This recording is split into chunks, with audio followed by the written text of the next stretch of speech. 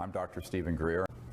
And the main purpose of the Disclosure Project was really to educate the public that we're not alone in the universe and that this has been known by highly classified projects for 70 years and that those projects have, unfortunately, become illegal and unconstitutional operations that operate transnationally.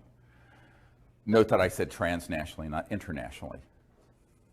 The secrecy that surrounds this issue is so extraordinary that most presidents are not briefed on it, and if they're briefed in a way that is perfunctory and very, very limited and designed to control their actions. For example, Ronald Reagan was provided some information, but only insofar as it was false, so that he would support SDI, the Star Wars missile defense program, so that he could justify the spending. But for the most part, presidents since Eisenhower have not had appropriate access control. Now, what I mean access control, this means not only access to the program, but control over them. And people need to make at the very beginning, a very clear understanding between knowing and being able to do anything about it. So every single president has been interested in this. Famously, Jimmy Carter, as he was the president-elect, was asked the outgoing CIA director, George Bush Sr., to brief him on this issue because he had had a sighting. Some of you may know this while he was governor of Georgia. I have that report. And President-elect Carter was told by then outgoing CIA Director Bush that he would not tell him about this issue, and he didn't say he didn't have information. He said, "I will not share that with you," and directed him to get it from the Congressional Research Service. Believe it or not, saying that to the incoming President of the United States. And this is well documented in Disclosure Project witness testimony from people who were privy to what happened. And I think that this is why folks have to understand that just because that someone is the president or the chairman of the Senate Intelligence Committee, or for that matter, the head of the CIA, does not mean that they're going to even know about these operations.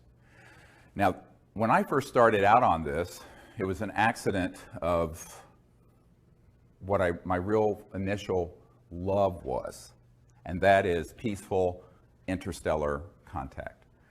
I started out doing what I'm doing, while I was working full-time as an emergency and trauma doctor in North Carolina, because I thought it was time for humans to show a different face to the cosmos.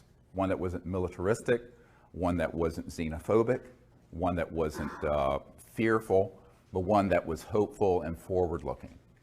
And so I founded the Center for the Study of Extraterrestrial Intelligence 25 years ago, in CSETI, C-S-E-T-I, to do exactly that. And so we set upon this project, sort of just grassroots, and right away, but within a year or two, we had contact.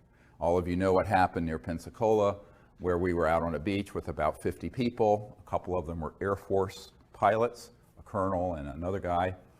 And there were 4 ET craft that materialized and vectored in and was filmed. Very poor film footage, old Hi-8, no night scopes, but it was actually quite close. This ended up on the front page of the Pensacola paper the next day. And at that point, what I was doing got put on the radar scope of the national security state of folks dealing with this. This is the part of the story most people don't understand. I never intended to be involved with this aspect of it, because what I really wanted to do was create a grassroots movement that basically bypassed the US government or any other government to make contact with these civilizations as citizen diplomats, much like Physicians for Social Responsibility were citizen diplomats to the Soviet Union during the coldest days of the Cold War, darkest days of the Cold War. But on an interplanetary, interstellar level. Unfortunately, I got diverted not stopped from doing that other project, the CE5, Close Encounters of the Fifth Kind Initiative, which is when humans go out and intentionally make contact. But I was pulled into what I'm doing now with Disclosure Project because I was asked to. So within a month of that event in Florida in March of 1992, I was asked to go to a conference in Atlanta. Now, I thought it was just a conference. I got there and it was half of MAGIC, this covert group that deals with UFOs there. The former head of Army Intelligence was there, there were NSA people there were DIA people there, et cetera and so on. And they proceeded to sort of ask me, what the hell do you think you're doing? I said, well, I'm doing what you can read. It's all public. I don't have any secrets about it. We're a team to make contact with these civilizations outside of governmental channels because the government is broken. And I was informed it was none of my business and not to do it. And I said, try stopping me. So we kind of had a mano a mano, was not pretty, till 3 in the morning in a hotel room. And, and I said, this is what I'm going to do. So there were people opposed to what the CE5 contact program was from the very, very earliest days. Most people don't realize that. On the other hand, there's a senior official at the CIA who flew down on a jet to my town in North Carolina, Asheville, North Carolina, to say, do it and don't give up. Someone's got to do this because it's completely out of control. And moreover, someone's going to have to spearhead not only making contact, but informing the public because the system is so completely dysfunctional. Now, the person who was sent down was a man whose family founded the California Institute of Technology, one of the most prestigious universities in America, and is associated with the NSA and CIA. And I said, well, I'm a country doctor in North Carolina, rambling around in an ER, and I'm doing this sort of as just an ad hoc group to do this. He says, no, well, someone is going to have to do this. But also is going to have to educate the public. And I said, well, I'll do what I can in between ER shifts and raising 4 children. And as things went, that was sort of the initiation and my initiation into this sort of weird down the rabbit hole world of secret projects. I'm going, why is this guy coming as an emissary of this very senior CIA person who's involved in this, begging me to do something? Why don't they just do it? Anyway, so you're going to see this leitmotif repeated over and over again over the course of today. And at that point, I said, okay, well, I will do what I can. And a few months later, there was a man named Bill Clinton, got elected to the presidency of the United States. And I was immediately approached by people who were friends of his and who said, well, this is something that he's very interested in.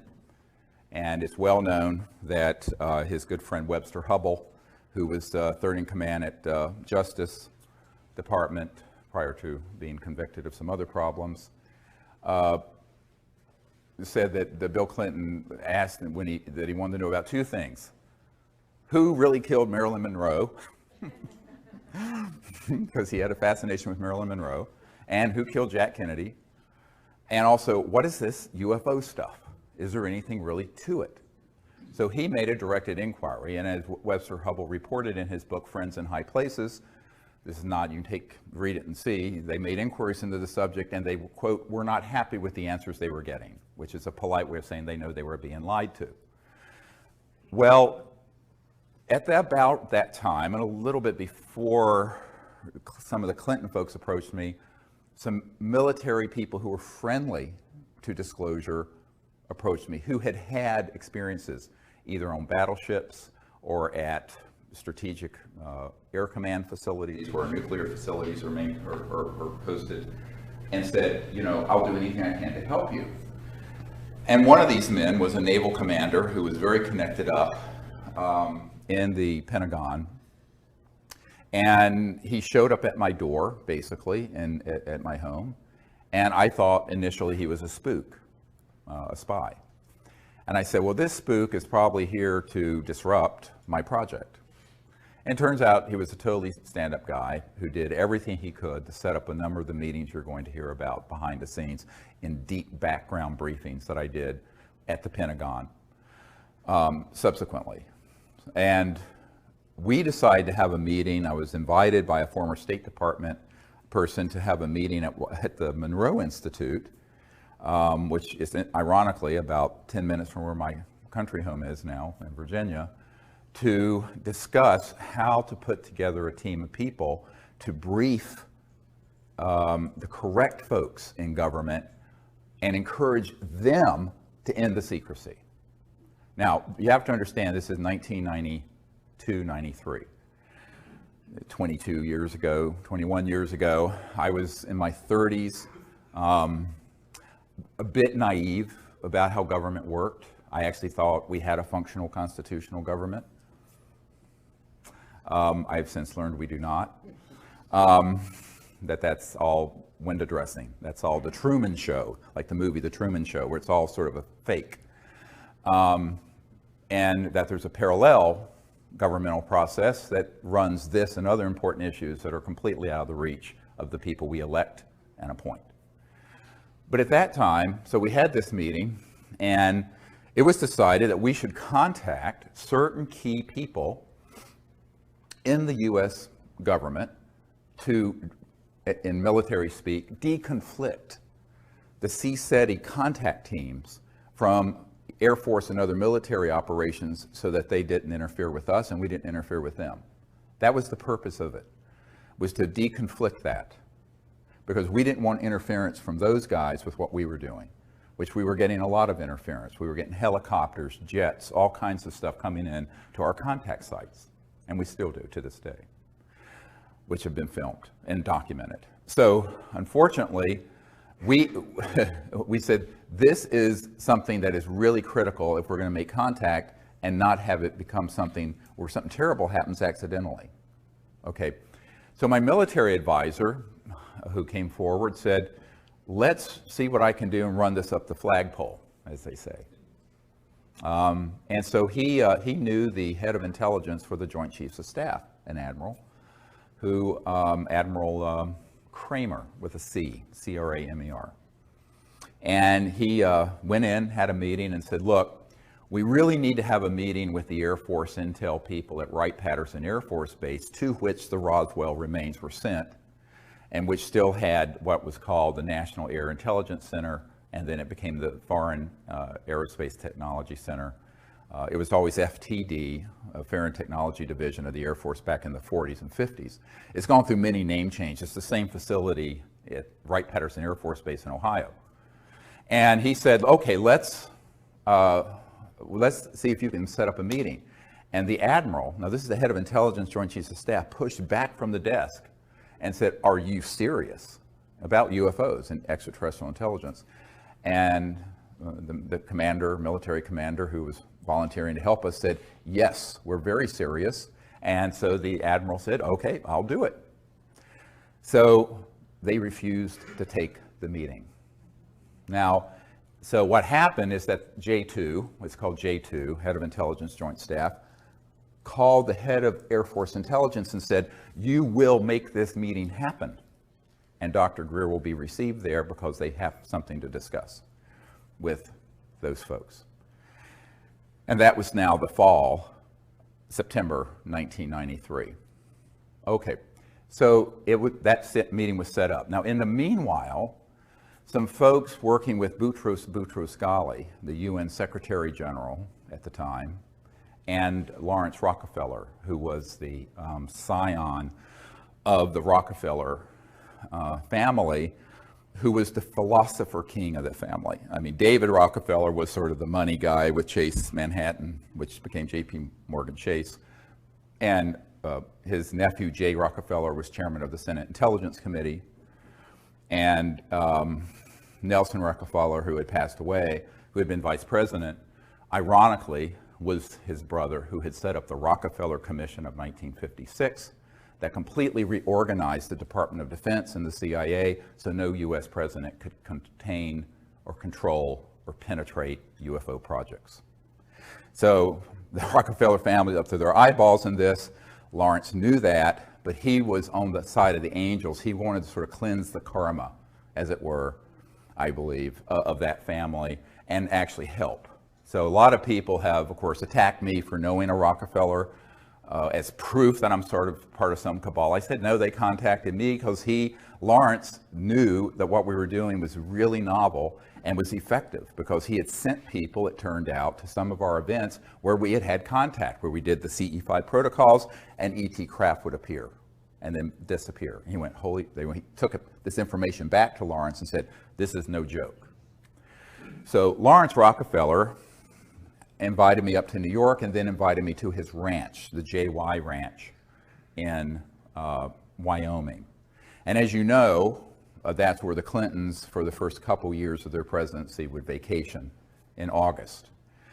But I was asked to go there in September of 1993 to basically share what he thought would just be the information about the CE5 initiative.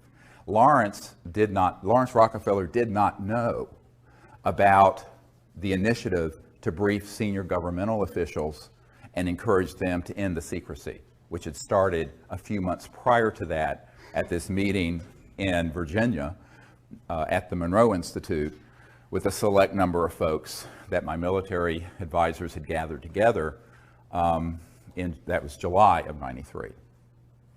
So he just thought it was going to be a discussion about the protocols of the CE5 initiative, remote viewing, making contact, interstellar diplomacy, all of these concepts. And so we decided that it was really time for us to go ahead and have some meetings like this with Lawrence. And I said, okay, I'll go because I have to go out. I'm on a trip anyway, taking time off from my medical work in the ER to go to Wright-Patterson Air Force Base, which also Lawrence knew nothing about. Lawrence Rockefeller knew nothing about. So here's what happened. I was going to go to the Rockefeller Ranch just as sort of a guest to share this, and during the course of a sort of a round table, and there were all kinds of people there. Robert Bigelow of Bigelow Aerospace, who's a billionaire, was there. A whole bunch of people who of various backgrounds in the UFO subculture, some friendly to what we do and some incredibly unfriendly, who we found out were working for the intelligence community, were there. And there was this gathering at this famous Rockefeller Ranch in the Grand Tetons.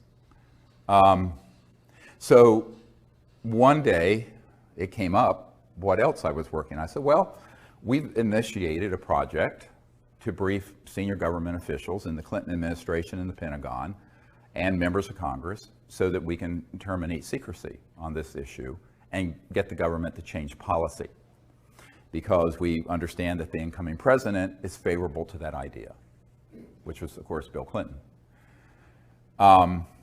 And as a result, you could have heard a pin drop in the room. Nobody knew at all. And the first thing Lawrence Rockefeller said, what, he was like this, where are you doing? I said, well, I'm going straight to Wright-Patterson Air Force Base after this meeting to brief the colonel over this Foreign Technology Division of the Air Force. And then I'm going to, in a couple months, brief President Clinton's CIA director. So at this point, Lawrence Rockefeller and everyone there were in a state of shock. Now, that initiated what has been incorrectly called the Rockefeller Initiative. There was no Rockefeller Initiative. Let me explain that in a moment. What it was an initiative because he found out what we were doing and his people said, you've got to get involved with this. So Lawrence wanted to play a behind-the-scenes role. And that's why he was willing to host the President and First Lady at the ranch to provide what we put together, which was called the best available evidence, which is the collection of best cases, best photos, best government documents we had that were extant at that time in 1993. So the president was invited out in the following summers, 2 summers, to the Rockefeller Ranch for that purpose. And the UN Secretary General in the meanwhile and his wife came to some meetings in what are called salons.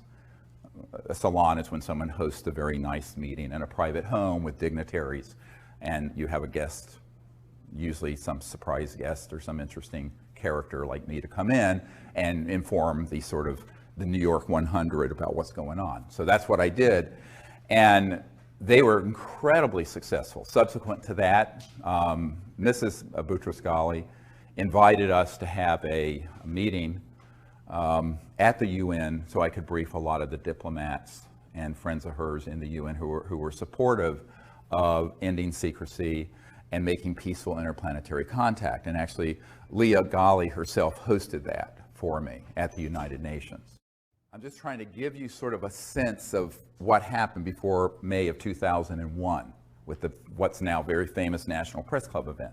So this was all going on with the idea that if we were to provide the correct information to the president and to his advisors and to members of Congress, the key people in Congress, they would do the right thing and would disclose this information, because the Cold War had ended, and we thought, here's a fig leaf to put on the secrecy, even though it's a bit of a misdirect. But politicians always need to have a cover. CYA, Washington's all about cover your ass. So to explain 40 years of secrecy, they could have said, well, during the Cold War tensions, we didn't want to throw into that mix the fact that we're being visited by interstellar civilizations, and with also a program to study what their technologies are. And now that the Cold War is over, we can come clean. So I was recommending that they use that as an excuse for the chicanery that had gone on between 1956 and 1990s, 40 years. Well, it was an interesting thing that happened. In the fall of 1993, I was given a lecture at the Colorado State University, hosted by astronaut Brian O'Leary and Maury Albertson, who was one of the co-founders of the Peace Corps. And they became very, very close friends and supporters of what we were doing. And in that presentation, I laid out the entire sort of manifesto of justifying disclosure, ending secrecy, and what we should do. And at the end of that talk, and I don't know, there were maybe 800 people there, 1,000, something like that. There was a man, a little bald man, standing at the back of the room. And he wouldn't leave, and he waited till almost everyone was gone. He came up to me and he said, Dr. Greer, I think I can help you with this.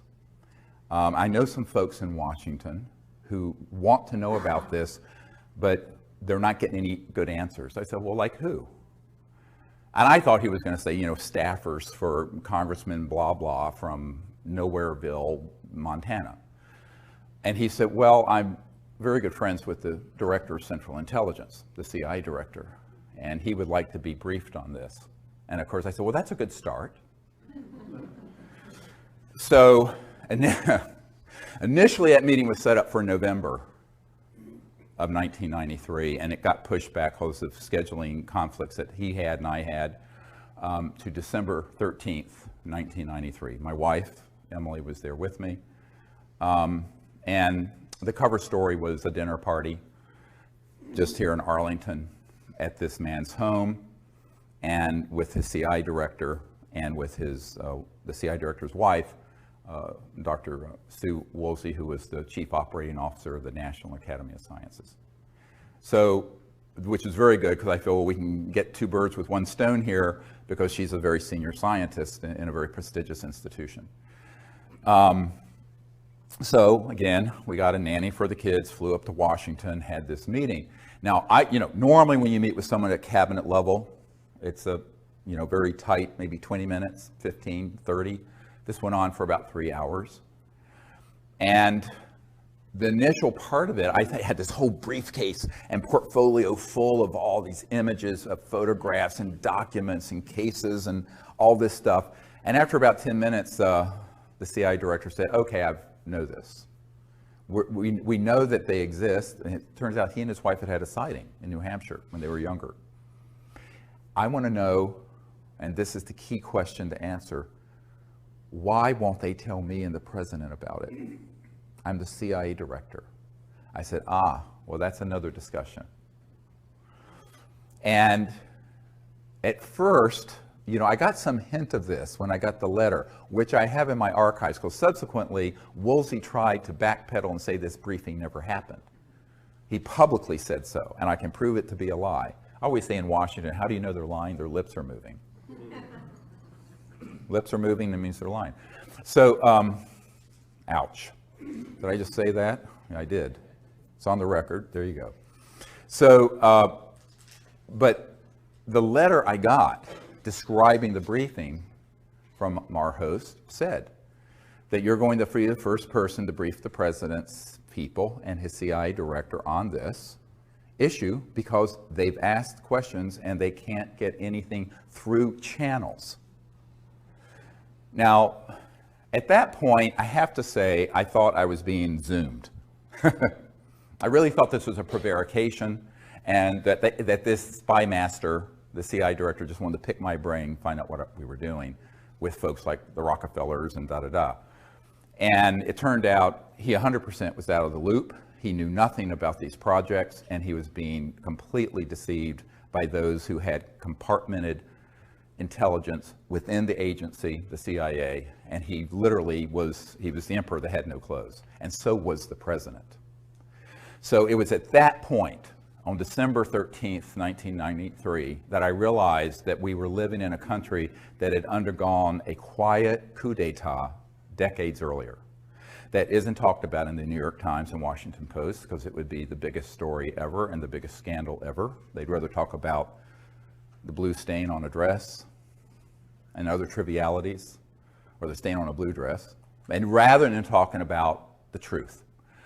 And we, at that point, had put together a white paper, which is in my first book about extraterrestrial intelligence, which you can get on our website at seriousdisclosure.com.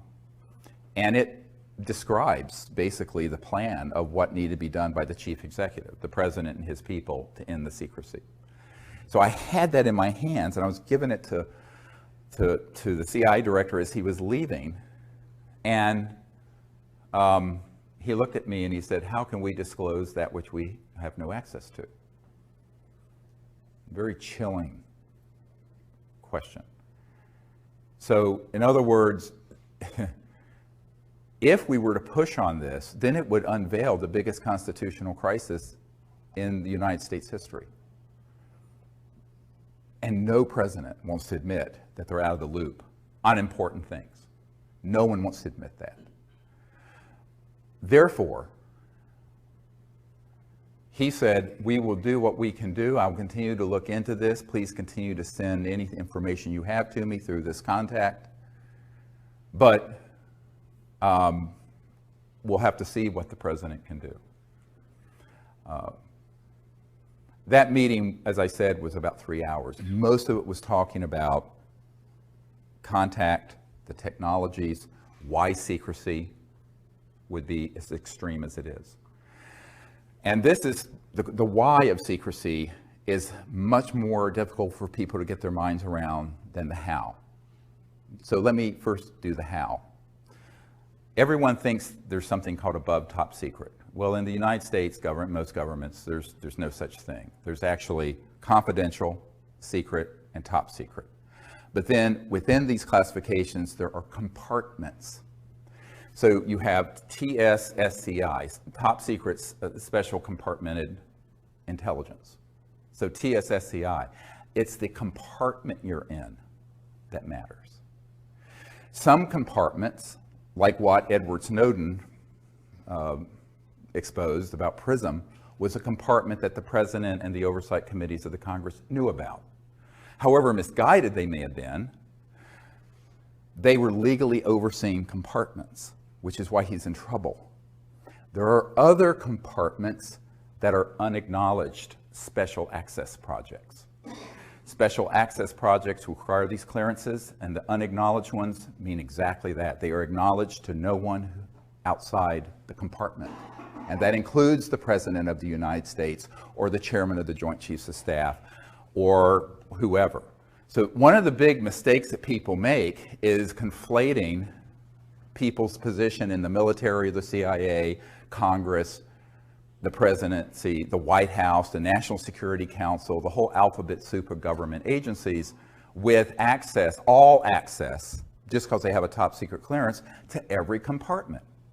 And I know men who are in one compartment and or in one section, and they have a friend that's in another compartment, and they both have top secret clearances, very high compartments, and they do not know what each other's working on.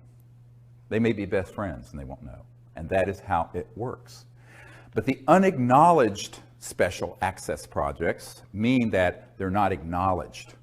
And this is what Rumsfeld meant the day before 9/11. If you look at the film Sirius, when he said there's $2.3 trillion unaccounted for in the Department of Defense budget over the last few years. Not billion, trillion. Now it's at least 5 trillion.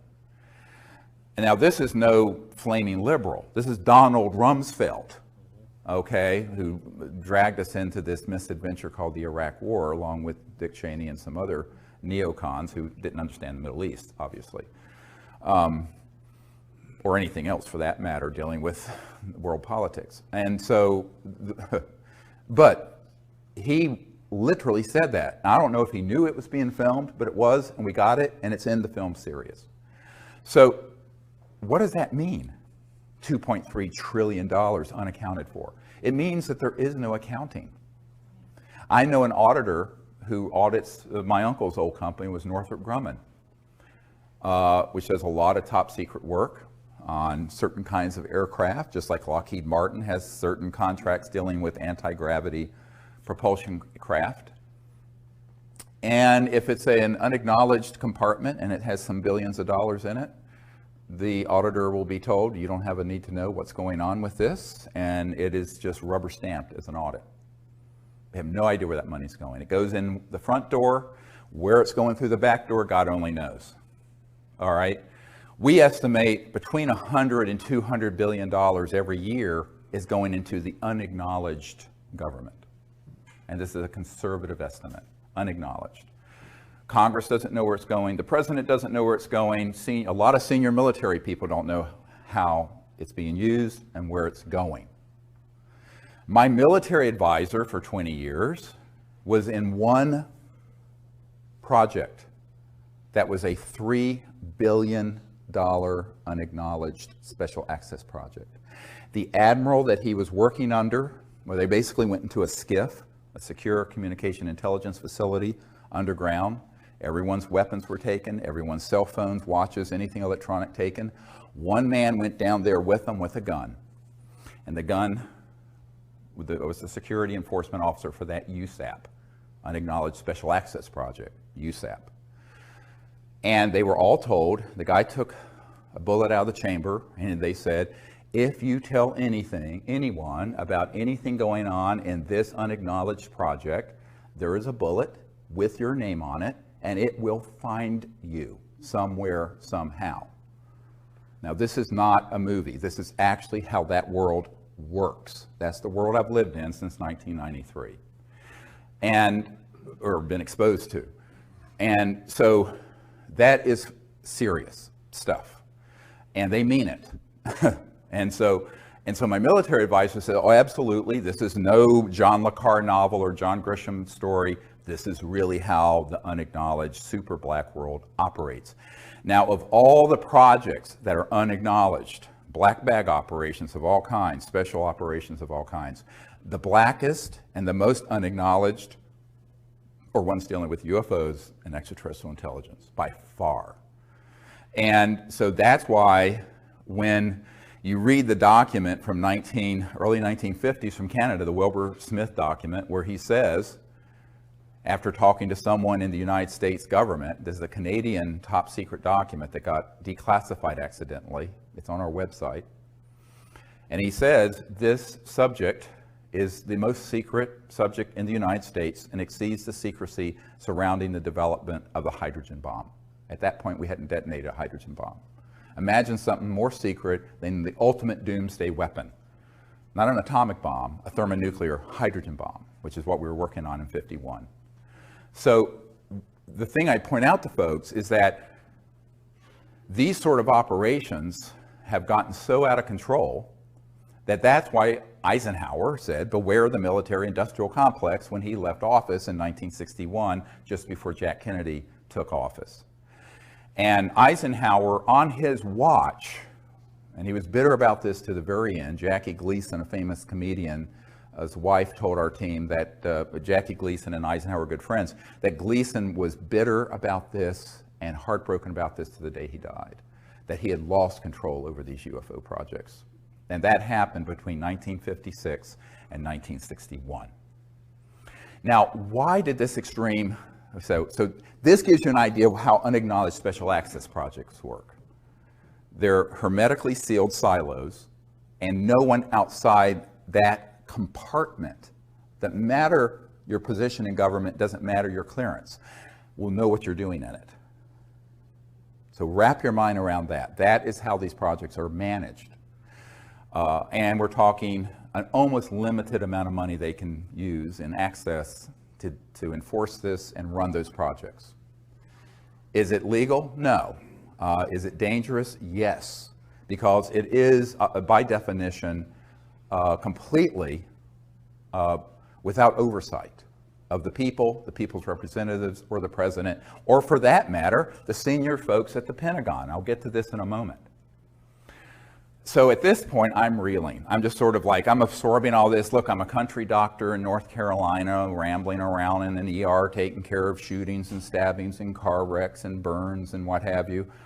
And this bag of crap gets handed off to me. And I think, well, you know, this is way past my pay grade. I'm just... And in January or early February 1994, a friend of the president's comes to our home, a man that I had met sometime earlier. And name is Kevin Foley. This is years enough gone, I'll go share his name. And his brother would stay overnight at the White House a lot and have breakfast with the president. He was a big fundraiser for President Clinton. From Minnesota, Foley family, very well-known political family. And I'd gone up there and met with his family and what have you, and he came back to my home and he said, well, we were having dinner around the table and we in this house and we had in North Carolina, and he turns to me and he says, well, the president and his folks really are very supportive of what you're recommending in this white paper, this set of recommendations I'd given the CIA director. But they're concerned that if he does this, he'll end up like Jack Kennedy. And I start laughing. I think, well, I think he's joking. I mean, this is ridiculous. And he stops me. And because he was sort of a big, kind of heavy-set, jolly, sort of gregarious political operative, you know. And I just thought he was making a joke. Like if I tell you I have to kill you sort of cliche. And he stopped me and he says, no, they're not kidding. I said, well, Kevin, don't talk about this in front of the children. The children were small then. And I said, we need to, talk in the library after dinner about this. So we went to the library after dinner to talk about this issue. And I was very, very concerned that this could even be on the radar of anyone at the White House. And he says, yes, absolutely. The president is convinced, and his people are convinced, that if he were to push on this issue, that he would be subject to a TWEEP, a termination with extreme prejudice. TWEP, TWEEP. And I said, well, then what do you want me to do? I mean, look, I mean, it's not like I've got a Secret Service detail. And he said, well, no, they think you can do this. You should go ahead and try to bring this stuff together and bring it. I said, oh, yes. I said, I'm expendable. He says, yes. I said, doesn't matter if I get killed, you can't risk the president. He said, that's right, you are expendable. So from then, I always call myself the throwaway guy. Doesn't matter if I get killed, you know, because I'm nobody, and I remain nobody. So, and I want to be a nobody in terms of politics and conventional power. So I'm very happy to be a nobody. So what, I use that term in the sense of how Washington thinks, the currency of power. And I said, well, I'll do what I can, but, you know, this is a very steep climb. So by 1994, and it was later confirmed to us later in 94 and 95, then when Rockefeller hosted the Clintons, and there's that famous picture of Hillary Clinton holding the book about extraterrestrial intelligence at the Rockefeller Ranch when they were visiting out there. You know, yeah. Okay, so she actually is the one who stood up and stopped the briefing and said it's too dangerous. We don't want. We're not going to pursue this. And ultimately, politicians are going to put their finger in the air and they're going to see which way the winds are blowing and see what they can benefit from. They saw this as a lose-lose situation. In other words, it was a situation where if they were to push on this, they would be stepping on some very big toes. Very, very big toes. How big? Several $100 trillion of world economic activity. Now let me back this up now. So the how is hard for some people to wrap their mind around when it comes to this kind of secrecy, but the why is the pièce de résistance. Because if you look at what these projects that are unacknowledged special access projects are doing, what they really have been doing has been trying to acquire, as this top secret Canadian document, the Wilbur-Smith document in 1951 states, the modus operandi, the mechanism of action of these extraterrestrial vehicles, meaning the technology, the science and technology. Because if you're interstellar, you're not using Exxon Jet A fuel. You're not using a rocket like SpaceX and Virgin Galactic is using. You're not using something like the space shuttle. You're using some technologies that are the trans-dimensional end of physics, very high energy electromagnetic field propulsion systems that allow you to drop out of 3D space and appear at another point in space by going through other dimensions. Okay? Now, you can do that without going trans-dimensional by just creating energy from the so-called zero-point field and creating an anti-gravity effect, so you have lifters so that you can go 100,000 miles per hour, make a right-hand turn with no deceleration effect because you created a bubble in space-time that corrects for one gravity. That's what a lot of the, quote, UFOs are that people see being test flown out near Nellis and the Dugway Proving Grounds in Utah, and et cetera and so on. We mastered gravity control October 1954. I was not a twinkle in my father's eye. Most of you weren't born at that point. I wasn't. And that is when we mastered gravity control. How do I know this? The third highest ranking official at the Naval Research Labs, the largest defense lab for the Department of Defense here in Washington, has been a friend for years, and he was in the vault and saw the documentation for this, unredacted, because it's all the original documents, and that was the date. So we have not needed jet engines, rockets, oil, gas, public utilities, surface roads, think about this, steamships, internal combustion engines of any sort, for at least 60 years. And if you really go back to the earlier part of the century, we're just plain free energy from Tesla type things, 100 years. But you're stepping on a stockpile of money and commodities and mineral wealth being traded, oil, coal, other uranium, that's worth, in the aggregate, several $100 trillion. The U.S. federal budget is $3 or $4 trillion. And if you take out entitlements and things that are mandatory, it's a fraction of that. So it's the tail is wagging the dog here. So the financial interest, the petrodollar interest, the big commodity trading firms like Goldman Sachs, and the big money folks, that's where the action is. And those are the masters, not the president, not the Congress, not the UN Secretary General, certainly, not the Prime Minister of England, etc. So let's just pull the mask off and just admit that we're living in a period of petro-oligarchs, kleptocrats, klepto meaning theft, like a kleptomaniac, kleptocrats, and that this sort of myth of free markets and a free society and an open and free democracy is just a myth. Because our democracy was hijacked decades ago. Now, on trivial issues like the marginal tax rate or whether you're going to raise or lower payments for Social Security, the President and Congress can fight about that, and it's sort of this show going on, a whirling dervish show of nonsense that goes on.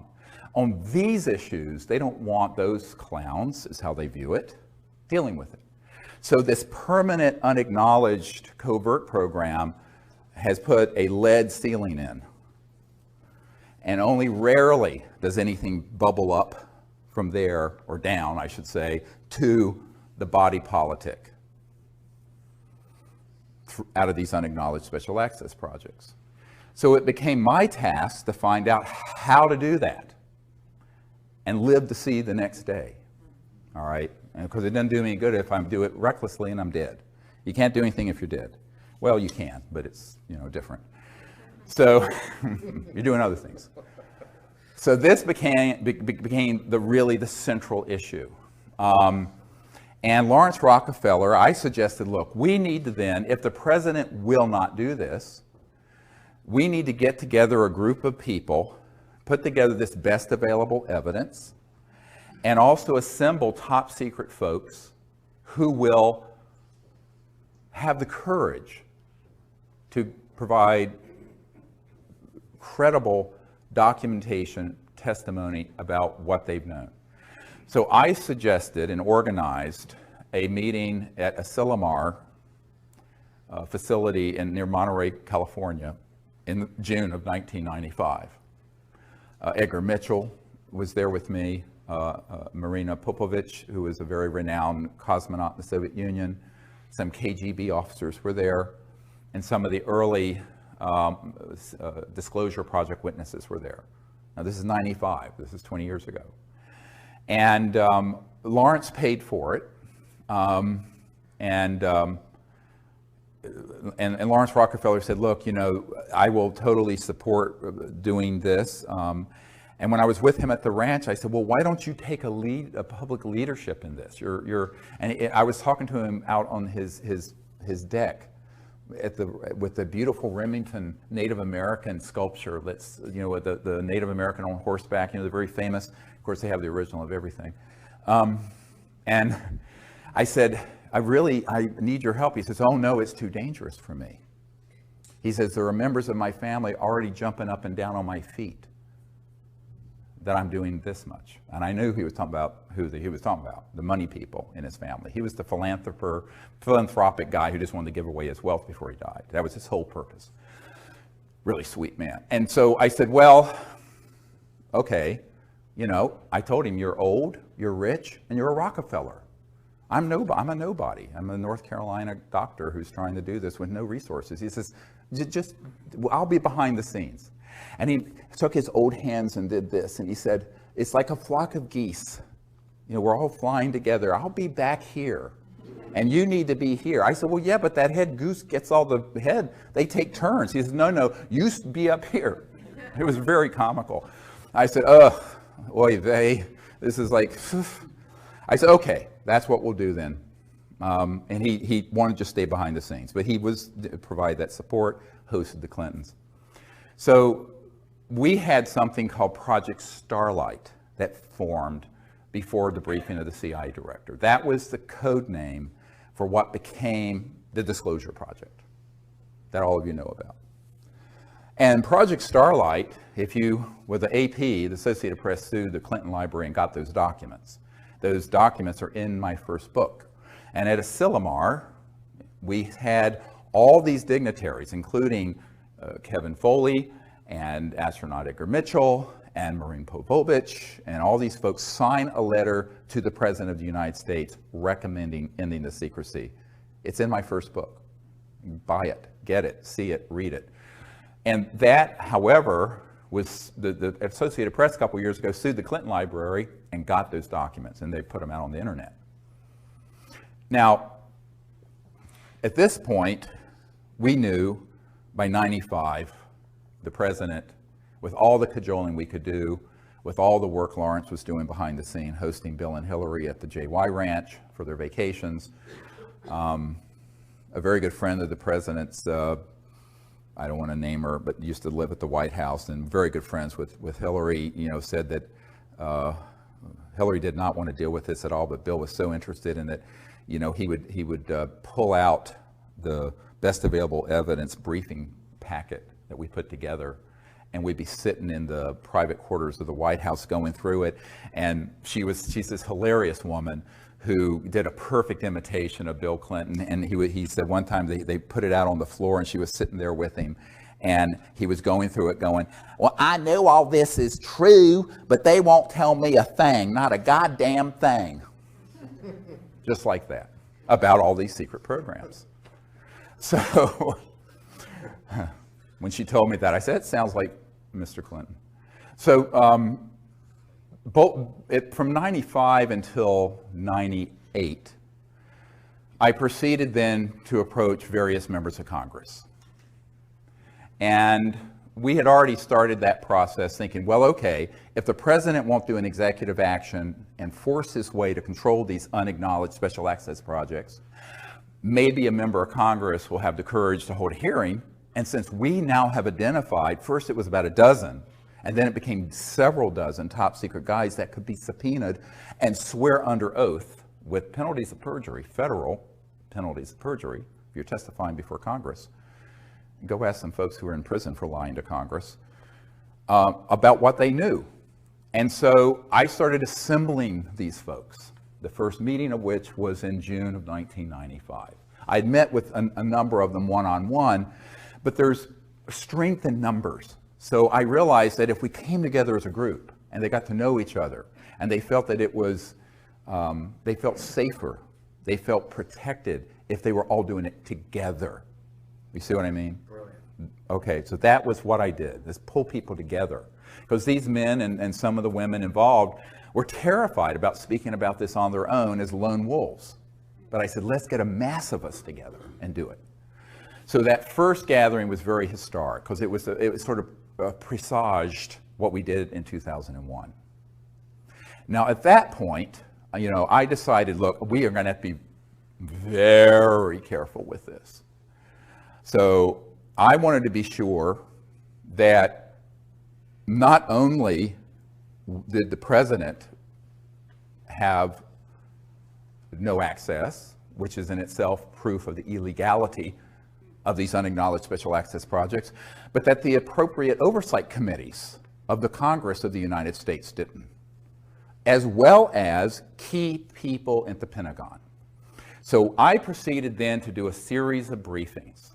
And in 1997, here in Georgetown at the Westin Hotel, we gathered together, I think about 25 of these top secret guys in a closed meeting, not open to the public, to invite members of Congress, members of the administration, and people from the Pentagon to hear what they knew. And it was a very well organized private event. No media was there and the public didn't know about it. It was in a very limited way. And the idea was that we wanted to get a member of Congress, and like Congressman Dan Burton, who is chairman of the House Government Oversight Committee, Reform and Oversight Committee, that issued 1,000 subpoenas to impeach Clinton about the stain on the blue dress, was there. And he was interested because one of his closest friends, who kept his appointment schedule, had had a UFO come outside her window in Indiana some years ago and told him about it. So he knew the UFOs were real. And he turned to us and he says, I want everything you have, everything you have. And then someone got to him and he didn't hold the hearings. But there were many members of Congress and other people. There were people from the Vice President Al Gore's office there. There were people from the White House. There were people from the Pentagon. The day after that event, I went straight to the Pentagon and did a briefing, what's called a stand-up briefing for J2, the head of intelligence for Joint Chiefs, a different one from the one who forced the meeting at Wright-Patterson Air Force Base. And this Admiral Tom Wilson hosted us at the Pentagon in the E-ring, where all the admirals and generals are, the outer ring, because they get the views. So the inner ring can't see anything. And I went there with astronaut Edgar Mitchell, myself, a couple of the Disclosure Project witnesses, and my assistant, Sherry Adamak.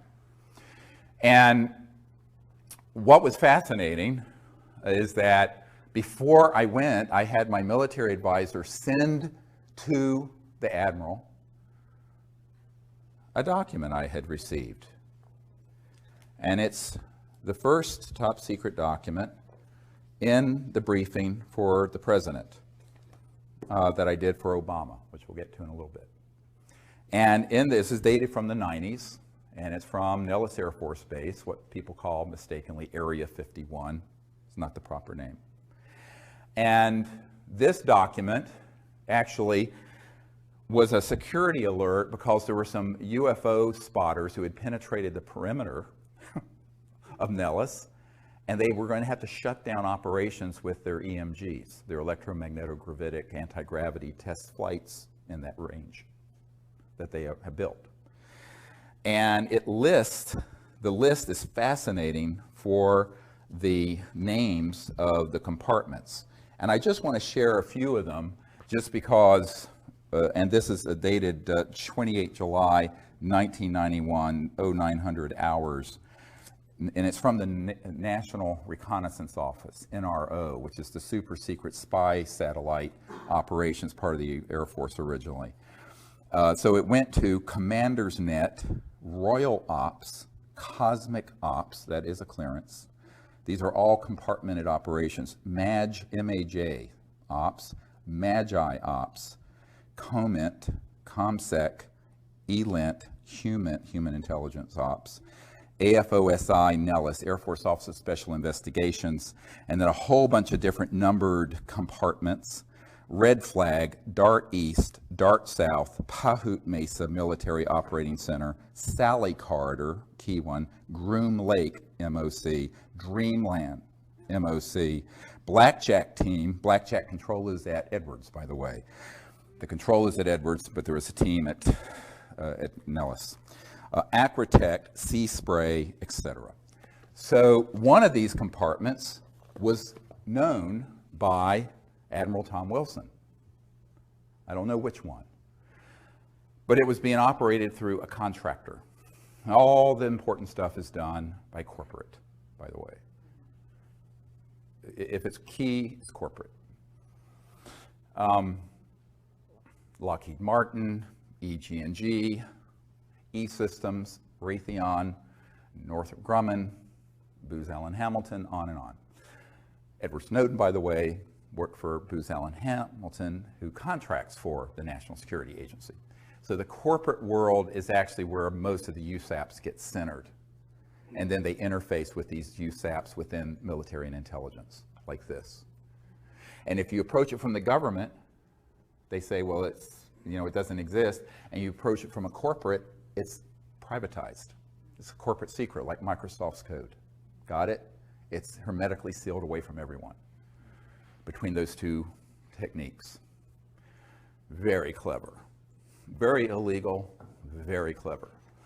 But the mafia is always very clever. And this is the biggest mafia in the world. So when Admiral Wilson recognized one of these compartments, he contacted them. Now, this is prior to me and Edgar Mitchell and other people arriving at the Pentagon in the spring of 1997. And he picked up the phone and he said, this is Admiral Wilson. I'm head of intelligence joint staff, J2. I'd like to be read into, which means briefed. I want to be read into this project, blah. And they say, yes, sir, we know who you are, but you don't have a need to know. And he said, God damn it, I'm the head of intelligence for the Joint Chiefs of Staff. How can I not have a need to know?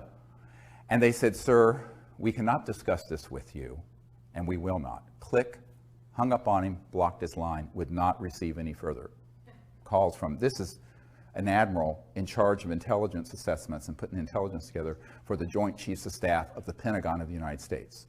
Now this I know for a personal fact. So now you have a coup d'etat that extends to even the highest levels of the Pentagon.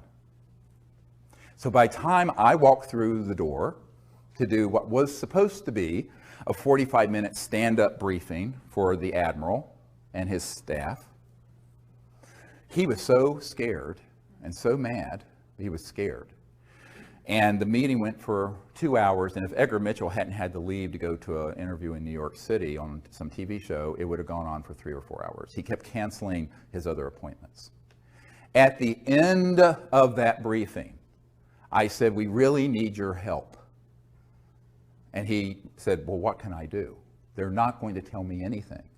The best thing I have in my arsenal is the B-2 stealth bomber that I know about. And you're telling me that there are unacknowledged projects that have things that can go transdimensional light speed and beyond, that can do circles around my B-2 stealth. He says, it's point, set, and match. I said, well, you still need to help us get control of it. He says, how can I do that without having the Secretary of Defense or the President order me to, without myself doing something rogue? See, here's the good guys are trapped by being good. I said, here's the thing. The only thing bad about nice people is that they're nice. And the people who are rapacious criminals are not nice, and they don't give a damn about the law or people's lives, and they don't mind killing you. So he said, I can't do this. And then he said, well, who else have you met with? I said, well, the CIA director. And I started naming all these people. So he says, well, you know, if those folks are being Schmidt-canned, pushed aside, what am I supposed to do? So he basically threw up his hands. He says, I don't see that I can do anything. There was a man named Gordon Cooper, who most of you may know was someone who gave us testimony about the craft that landed on the dry lake bed in California, Edwards Range, back in 1956, I believe it was, that his crew filmed, and he saw the film footage and sent it back to the Pentagon. Well, Gordon Cooper, very heroic figure, an early Mercury astronaut, and I were speaking to a conservative group called the Federalist Society here in Washington, who were very interested in this, because they were interested in the unconstitutionality, because they're strict constitutional. And I will speak to any group, I don't care, you know, I mean, it's fine, politics, I don't care. So, I mean, I agree with the group's politics all the way through, but they were interested and they invited me and Gordon Cooper, so we went. So my wife was with me. It was here at the Hyatt, I think, near Capitol Hill. And I was going, so I started talking to Gordon and comparing notes of people we had talked to within the system. And he had been asked by Secretary of Defense Cohen, C-O-H-E-N, who was Secretary of Defense for Bill Clinton. Bill Clinton, Secretary of Defense, had asked him directly to give him all the actionable intelligence, all the details needed about that landing event of a craft at the dry lake bed in 1956, because he wanted to see that footage. And he got back to Gordon Cooper and said, I can't find it. It's not accessible. It's in this unacknowledged project, and the Secretary of Defense. So there's another person proven out of the loop. So I started making a list of all the people who had been denied access, who by all rights absolutely must know if it's a legal program. Secretary of Defense, President of the United States, CIA Director, on and on and on. Then I end up, a couple years after this, getting invited to brief the head of the Defense Intelligence Agency, General Patrick Hughes. Now, General Patrick Hughes was a man, you'd often see him with Madeleine Albright and Bill Clinton and other people. He was the head of the Defense Intelligence Agency, which is like the CIA for the Pentagon. It's almost as large. And it's their in-house intelligence shop, whereas, you know, the CIA is a civilian agency, but this is a military intelligence. But the Defense Intelligence Agency, it sort of sits on top of all military intelligence. And he was the director. So, and he's a 3-star general. So I get invited to brief General Patrick Hughes at the Pentagon. So I think, well, let's see what he knows. Of course, he wanted to know what I knew. So again, I sent him a full dossier and briefing prior to arriving so he'd be adequately brought up to speed. We had a meeting scheduled. I go to the Pentagon, full military escorts in, like you always have in these areas. And I go in, and we start talking about this. And he says, well, I find this amazingly interesting. He says, but in all my years in the military, I have never been told anything about it. Nothing. And I said, well, it doesn't surprise me. There are other people in your position. He says, he got up and he went over to a bookshelf. And on it was a little, like you'd get at a toy store, a little E.T. doll, like about this big.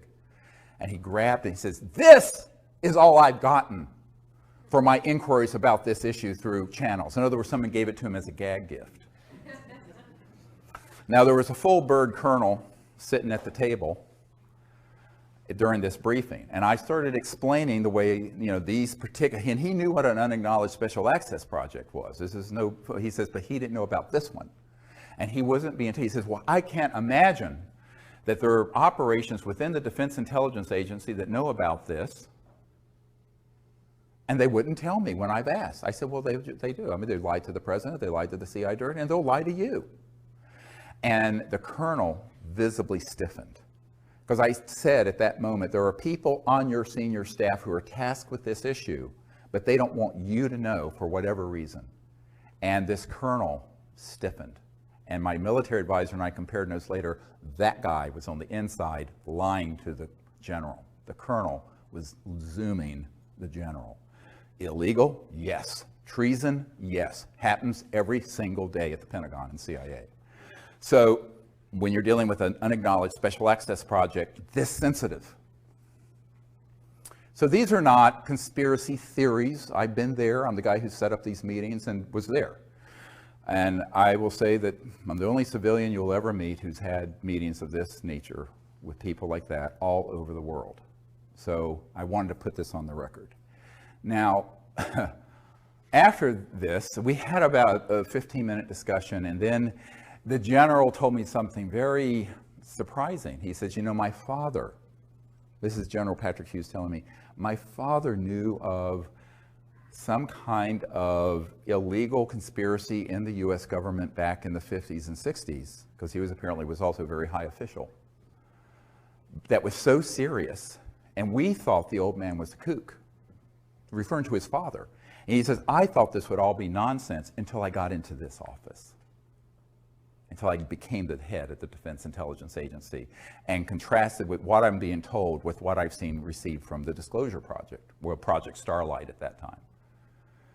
And he said that, you know, my father was so upset by this, he eventually ate his gun, committed suicide. And, yeah. You know, and, you know, so the weight of this is huge, huge. So I said, well, you know, you just move on.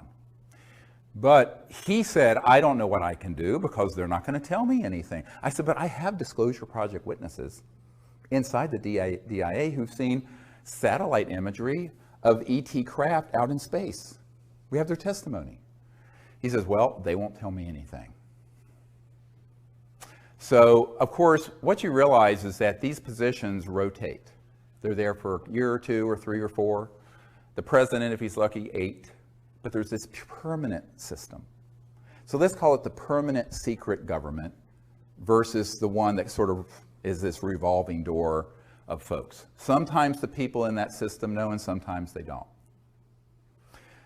And Since the mid-1950s, the criteria for being on the inside of the secrecy is the following.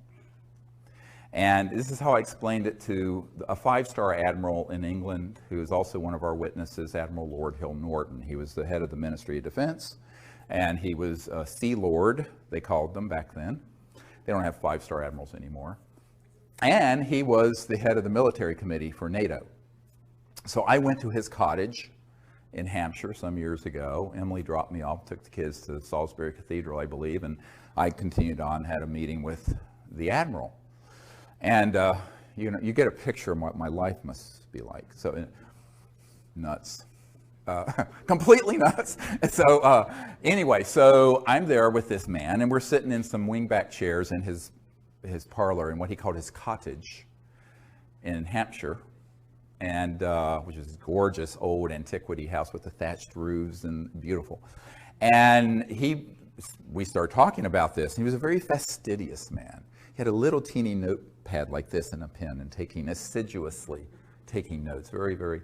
And we got to this question, and he said, well, you know, the entire time I was the head of the Ministry of Defense, which also means you're head of MI5 and MI6 and the intelligence units in England. It's the same position there. It's separate here.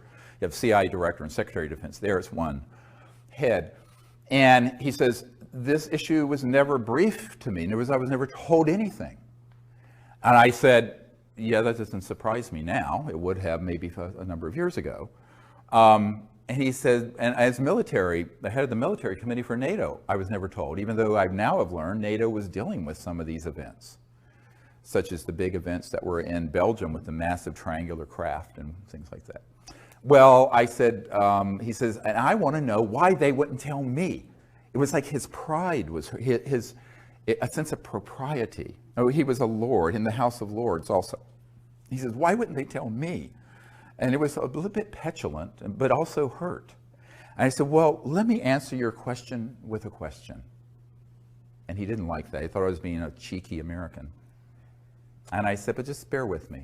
What would you have done if you found out that there was a cabal that had run amok of the laws of all the democracies, that had this information and had the technologies to completely fix the environment, end global poverty, create a civilization that would be sustainable for thousands of years with these types of free energy technologies, and that they had killed people to keep this secret, assassinated people, and broken the laws of their country and their solemn oaths to uphold their constitutions to do so. He says, I wouldn't stick for it for a bloody minute. I said, that's why they didn't tell you. I said, the first thing they do when they make a decision that you're in and you're out of the loop of this issue is whether you'll go along with the secret agenda. If you're going to go along with the secret agenda, they'll tell you. And they'll give you a little bit, and then a little bit, and then a little bit, and bring you up through the system. If they think that you're the kind of stand-up person who would be appalled when they find out what the criminality of this group is, and how illegal it is, and what damage they're doing to the earth and to the humanity by keeping it secret, and that you might blow the whistle on it, like Jack Kennedy was planning to do in his second term. That's why they took him out. And that's why they took out Marilyn Monroe. I have a document to prove it. And top secret document from the NSA vault. It's in my first book. Go read it. Nobody reads anymore. But anyway, what was interesting is that he looked at me, he says, that is it then? I said, yes. They do a soul biopsy, like doctors do biopsies. They do a soul biopsy and a psychological analysis to see if you would be willing to go along with that agenda. If you are willing to go along with it, they'll give you little bits until you rise up through the system. If you divert from the system, they take you out. You're going to be dead. So they've learned not to be too reckless with who they tell, because they don't want to have to kill too many people and leave bodies scattered that looks conspicuous, like they did in the 50s and 60s with John Foster Dulles and President Kennedy and Marilyn Monroe and other famous people. So I said, that's why it's managed this way. Now, you may have had a predecessor who was MOD head, who came up through that system, who knew all about these projects. So it doesn't have anything to do with your rank. It has to do with your values. It has to do with your willingness to go along with an agenda that is the most criminal, evil, dangerous agenda that any potentates have ever had in the history of the world that we know of. And that's what we're dealing with this super secret Magi group. And they are not going to be reckless in who they read into and pull into those projects. So that is something you have to understand. Now, let's fast forward to the congressional initiatives, which I began in the mid-90s. So I mentioned the chairman of the House Government Reform and Oversight Committee, Dan Burton. There was a man, many of you who were low income, like myself. I was very poor growing up, probably went to college on something called a Pell Grant.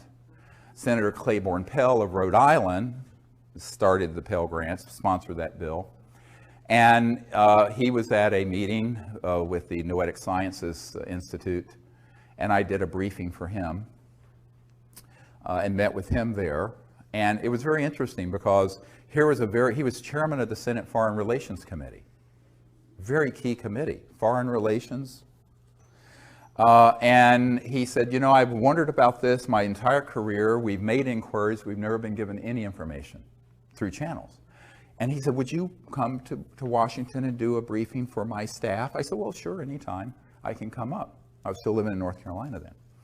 And he said, oh, wonderful. And then I looked at him and I said, you know, Senator, the problem with all this is that you're a good man who should be representing humanity to these visitors from interstellar civilizations.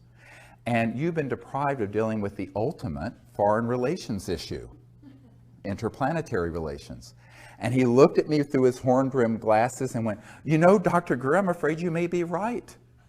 I said, well, I am. Very poignant moment, but that was the way it was. And then I met with Senator Dick Bryan of Nevada, whose home state has, of course, Nellis Air Force Base and the so-called Area 51. He had no knowledge of these projects. So I met with him in a kind of a clandestine little meeting at McCarran Airport in Las Vegas. He was flying in, I was flown in, put on one of those little beeping carts, taken to something that looked like a janitor's closet, opened it up, it was a VIP holding area, and I met with the senator. And we were talking about this. He says, I have never been told anything about this when we've gone into the secure, the SCIFs for the intelligence briefings. And so I provide a briefing to him. And it goes on and on and on and on. I mean, the numbers of people I personally briefed, you know, of course, you know, you probably all know about, you know, briefing, I'm blocking on his name, the Kucinich, who ran for president in 2008. And Kucinich was very interested in this, but he wouldn't hold a hearing either, even when he was the chairman of the subcommittee for domestic government reform and oversight. He had had a sighting. Shirley MacLaine outed him during the campaign and embarrassed him. He's very supportive of disclosure. I have his information, we stay in contact, but he wouldn't hold a hearing. So we went through all these. It's a whole bunch of people I met with personally.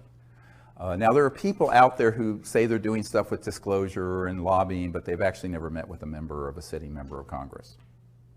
I'm not going to name names, but that's it. That's what I did for 10 years, from 92 and 3 until 01 and beyond.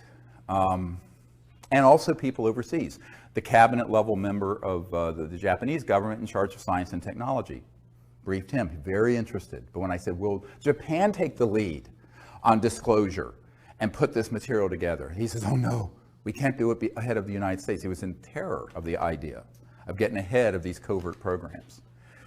Same thing with meeting with certain members of the royal families in Europe that I met with. And as you know, I provided a big briefing that was given to Prince Charles by Jamie Cromwell, the actor who played. He said he was kind of playing me in this movie, First Contact, a Star Trek movie. and Jamie Cromwell. They had the opening in London, and Prince Charles came and wanted this briefing we were putting together for the president. And so Jamie Cromwell handed it to him. And I got a lovely note back from Prince Charles about this. But not that Charles could do anything about this issue, but they're interested. There's so much interest. But the people, even if they're in very high positions, they're interested, and now they're known to be briefed. But they have no power over the operations. So as I said over an hour ago, don't conflate knowledge of the issue with access control. Access control is in these unacknowledged special access projects. So that led me to doing something very controversial.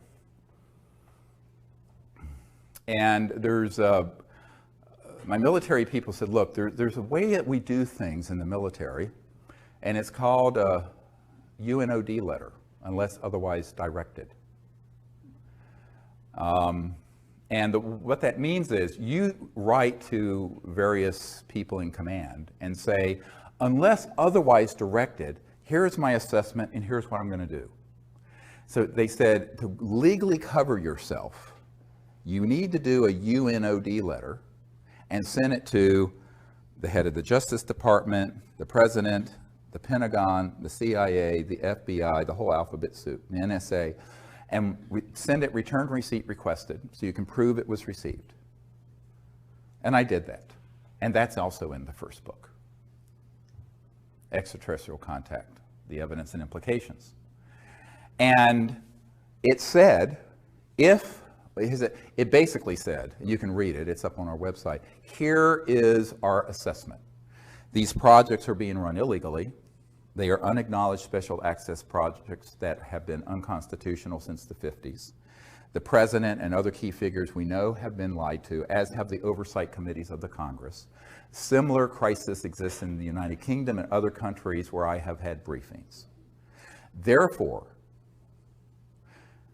it is our assessment that the National Security Act and secrecy laws that are attached to oaths of secrecy are null and void, and that any man or woman who has knowledge in any document, material, or evidence attached to the UFO and extraterrestrial issue can be provided and disclosed publicly without penalty of law. This is our assessment, and unless otherwise directed, beginning as soon as we can organize it, we will proceed with disclosing this testimony and these documents.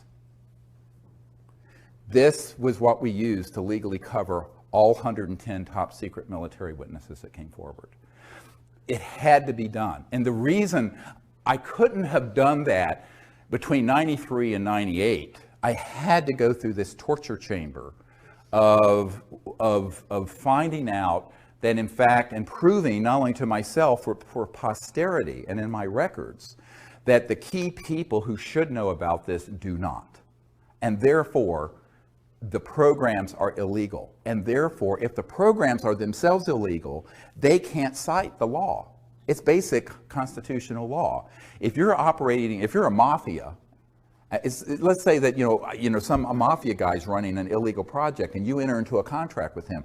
That contract is vitiated, nullified, is completely zeroed out because the underlying operation is illegal.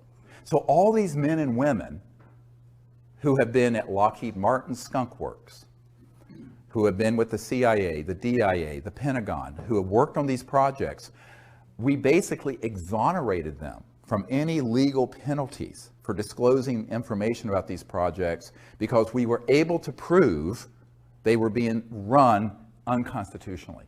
And therefore, the National Security Act could not be applied. Does everyone understand what I'm just describing?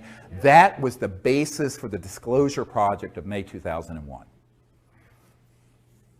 And we had to do that because I talked to Danny Sheehan, who is a constitutional attorney who did the Silkwood case, represented the New York Times, the Pentagon Papers, and he was helping me pro bono on this. I ran this idea by him. So I had my military guys advise me on the UNOD letter, the unless otherwise directed letter, but then I talked to some legal constitutional experts and say, is this a sound legal assessment? Because I'm just a doctor. I don't know anything about this stuff. And he said, absolutely. If these projects are being run illegally, they cannot then have it both ways. They either have to be under proper oversight and control of the president and the Congress, or they have opted themselves out of the legal system, and therefore they cannot use the legal system to prosecute any of our witnesses or me for having disclosed top secret documents that have not been declassified, which I have done. Now, that's a very big difference from what Snowden did. Snowden disclosed things that were being overseen by the president and were being overseen by the Senate Select Committee on Intelligence and the House Intelligence Committee. And even some of those, even though those programs are Big Brother-esque and outrageous, he really should have limited his disclosure, if he's listening, to operations that were unacknowledged and illegal. You see, if he had done that, he would not be in legal trouble. Does everybody understand what I'm saying? He just didn't know. He was young, and he had very bad advisors. The journalists and people who were working with him didn't understand the system well. So anyone listening who wants to be a whistleblower, listen to me, contact me before you jump off that plank, because you must only disclose the projects that are USAPs, unacknowledged, and which are unacknowledged to the level that even upon directed inquiry by the key people in the Congress, the Pentagon, the CIA, and the president, they're still lying to them. So those programs then are rogue and illegal. Those you can disclose. And if you can prove that, then you're free sailing. Now, that's what we did. So from 98 until 2000, we gathered together more and more and more of these top secret military people and others. And I went all around the world and interviewed them. There's several dozen of them up on our website at SiriusDisclosure.com, SIRIUS Disclosure.com. Their testimony is a book that we put together called Disclosure. Some of it, it's so voluminous.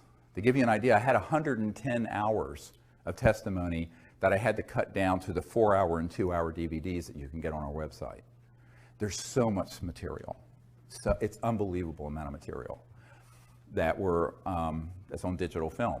Honestly, I did most of the filming, so it's not professional because I'm a klutz with cameras, but that's all. We didn't have the funding to do this, like a big project. We just did it. It was all, by the way, the Disclosure Project had no paid staff, no office, all volunteers working in our spare time. All of it. So that's how it got done. And it still is how it's happening. So I think that people have to understand that, we did the best we could with what we had. It wasn't like we had a $5 million grant or a $10 million grant to do this. We had a couple $100,000 to travel the world, interview all these people, and launch it at the National Press Club, which became the biggest event in the history of the National Press Club since Ronald Reagan was there. And at the time that we did the May 9th, 2001 event, it was the most watched event in the history of the internet, the entire internet. And the company that hosts the internet broadcasts out of the National Press Club said they had so many people trying to see it, it crashed their system. And that Bill Gates and others were watching this because they had never seen that many people trying to get on to see it. They had to grab every T1 line in Washington at the old system. Now you can handle it, but they couldn't handle it in 2001. And it was all in the media. Eventually, about 800 million people around the world saw it. But then one by one, the media were contacted and told, take this down, take this down, take this down. 4 months later, 9/11 happened. But in the course of all of this, I've learned a lot. But, one of the things I've learned is that you cannot expect people in power to bite the hand that feeds them. Like the old 9 Inch Nails song. Will they bite the hand that feeds them? And the answer is usually not. And the other thing is that the currency that matters is it's not impressive if you're a billionaire. I know a lot of billionaires. It's not impressive if you have a law degree from Harvard. It's not impressive if daddy left you $10 billion. It's not impressive if you're the president of the United States, if you're not willing to do the right things for the people of the world and of the United States and have the courage to do it. Now, that one word, courage, comes from heart, from the French. Do you have the heart and the courage to do it? That's what's been missing. Because for the most part, our politicians and our attorneys, most politicians are lawyers, they come up in a system where it's self-aggrandizing naked ambition.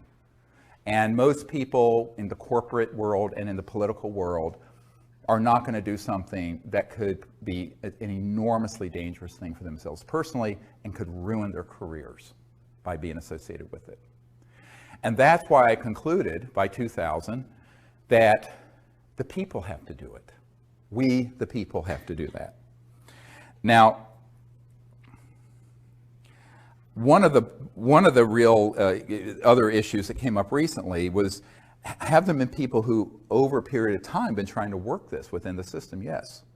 There's a senior official at the CIA who, for 20 years, has been very, very supportive. He's part of that group, but he's on the side of disclosure. But he can't stick his neck out too far because he saw what happened to former CIA Director Colby. When he stuck his neck out, he was going to give Bill Colby, the CIA director, I think, for Ford and Nixon, was going to hand off one of these zero-point free energy devices and about $50 million in seed money so we could get it out to the public. And the week he was going to meet with a member of my board, they found him floating down the Potomac River. Almost absolutely was assassinated. We can't prove it, but his best friend, a colonel, met with me and said, yes, that's what happened. And he knew it was a risk. So a lot of people who are friendly to this, who are on the inside, are afraid of being tweaked, terminated with extreme prejudice.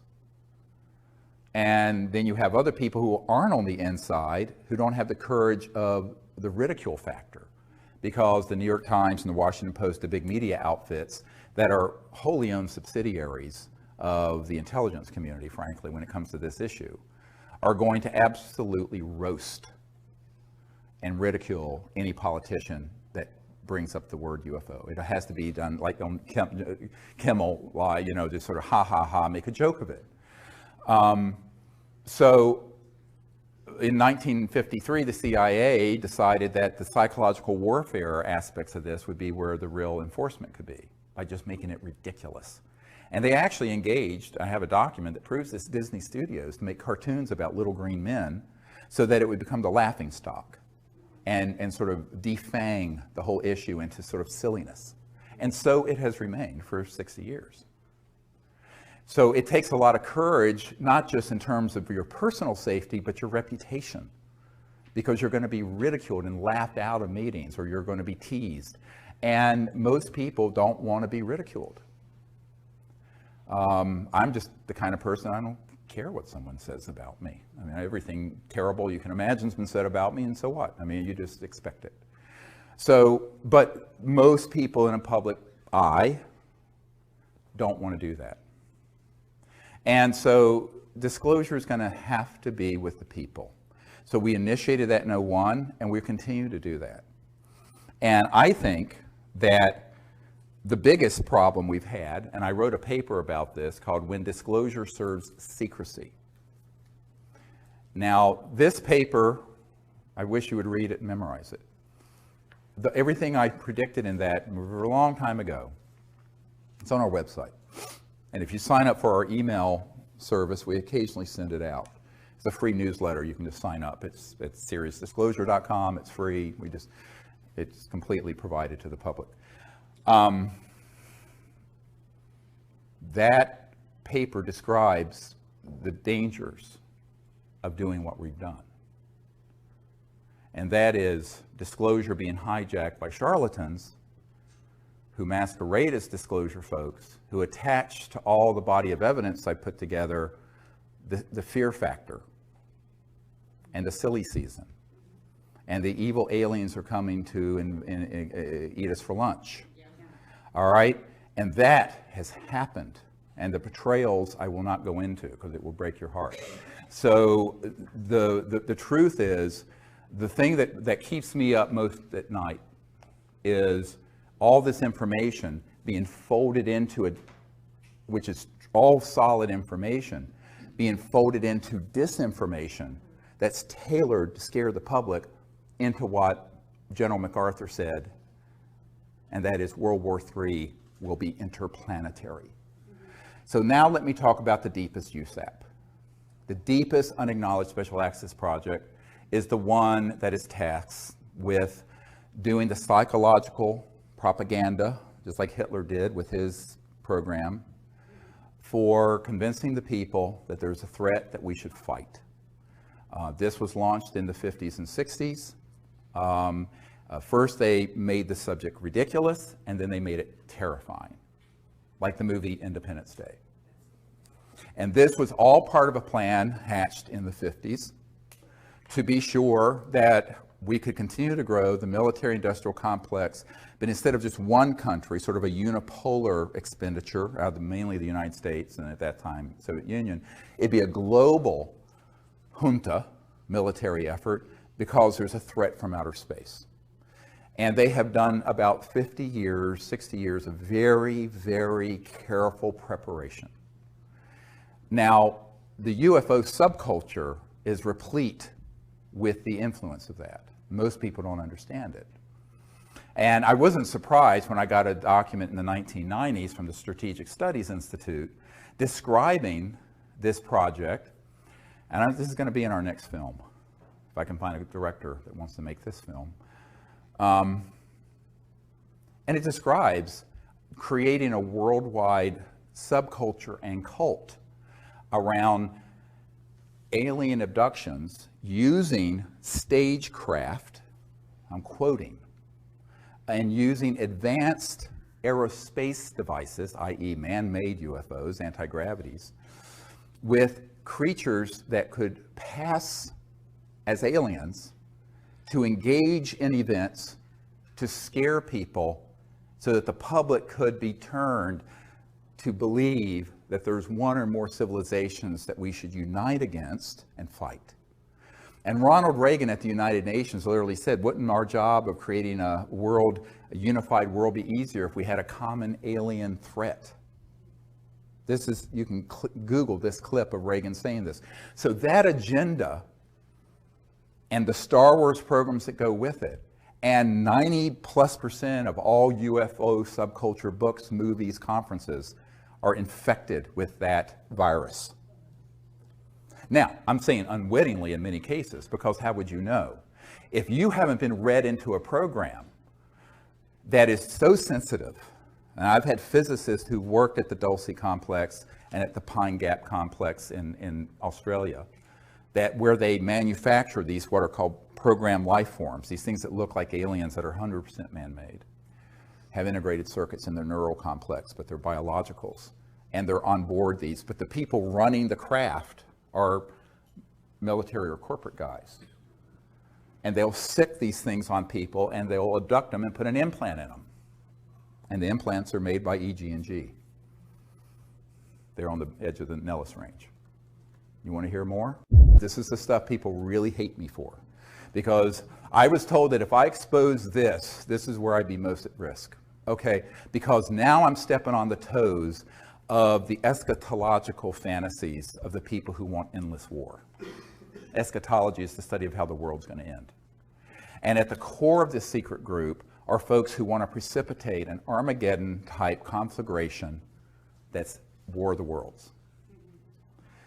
Because they love and they do it because they want people to be united around another common enemy, not just one country or subculture or religion, but the whole planet.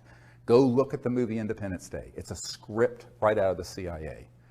And so the whole point of that is that you have got to prepare people to hate. So, you know, it's not politically correct to hate someone who's African American if you're white, or if a gay person if you're straight, or hate women if you're a male, or Jewish person, but it's completely okay to hate an entire planetary group of people, whether they're called grays or greens or purples or whatever, because they know that humans have within them this flaw. And it's in the primate monkey mind that is the root of tribalism. And I want to deconstruct this for a moment. We are 98.5% identical to chimpanzees and gorillas.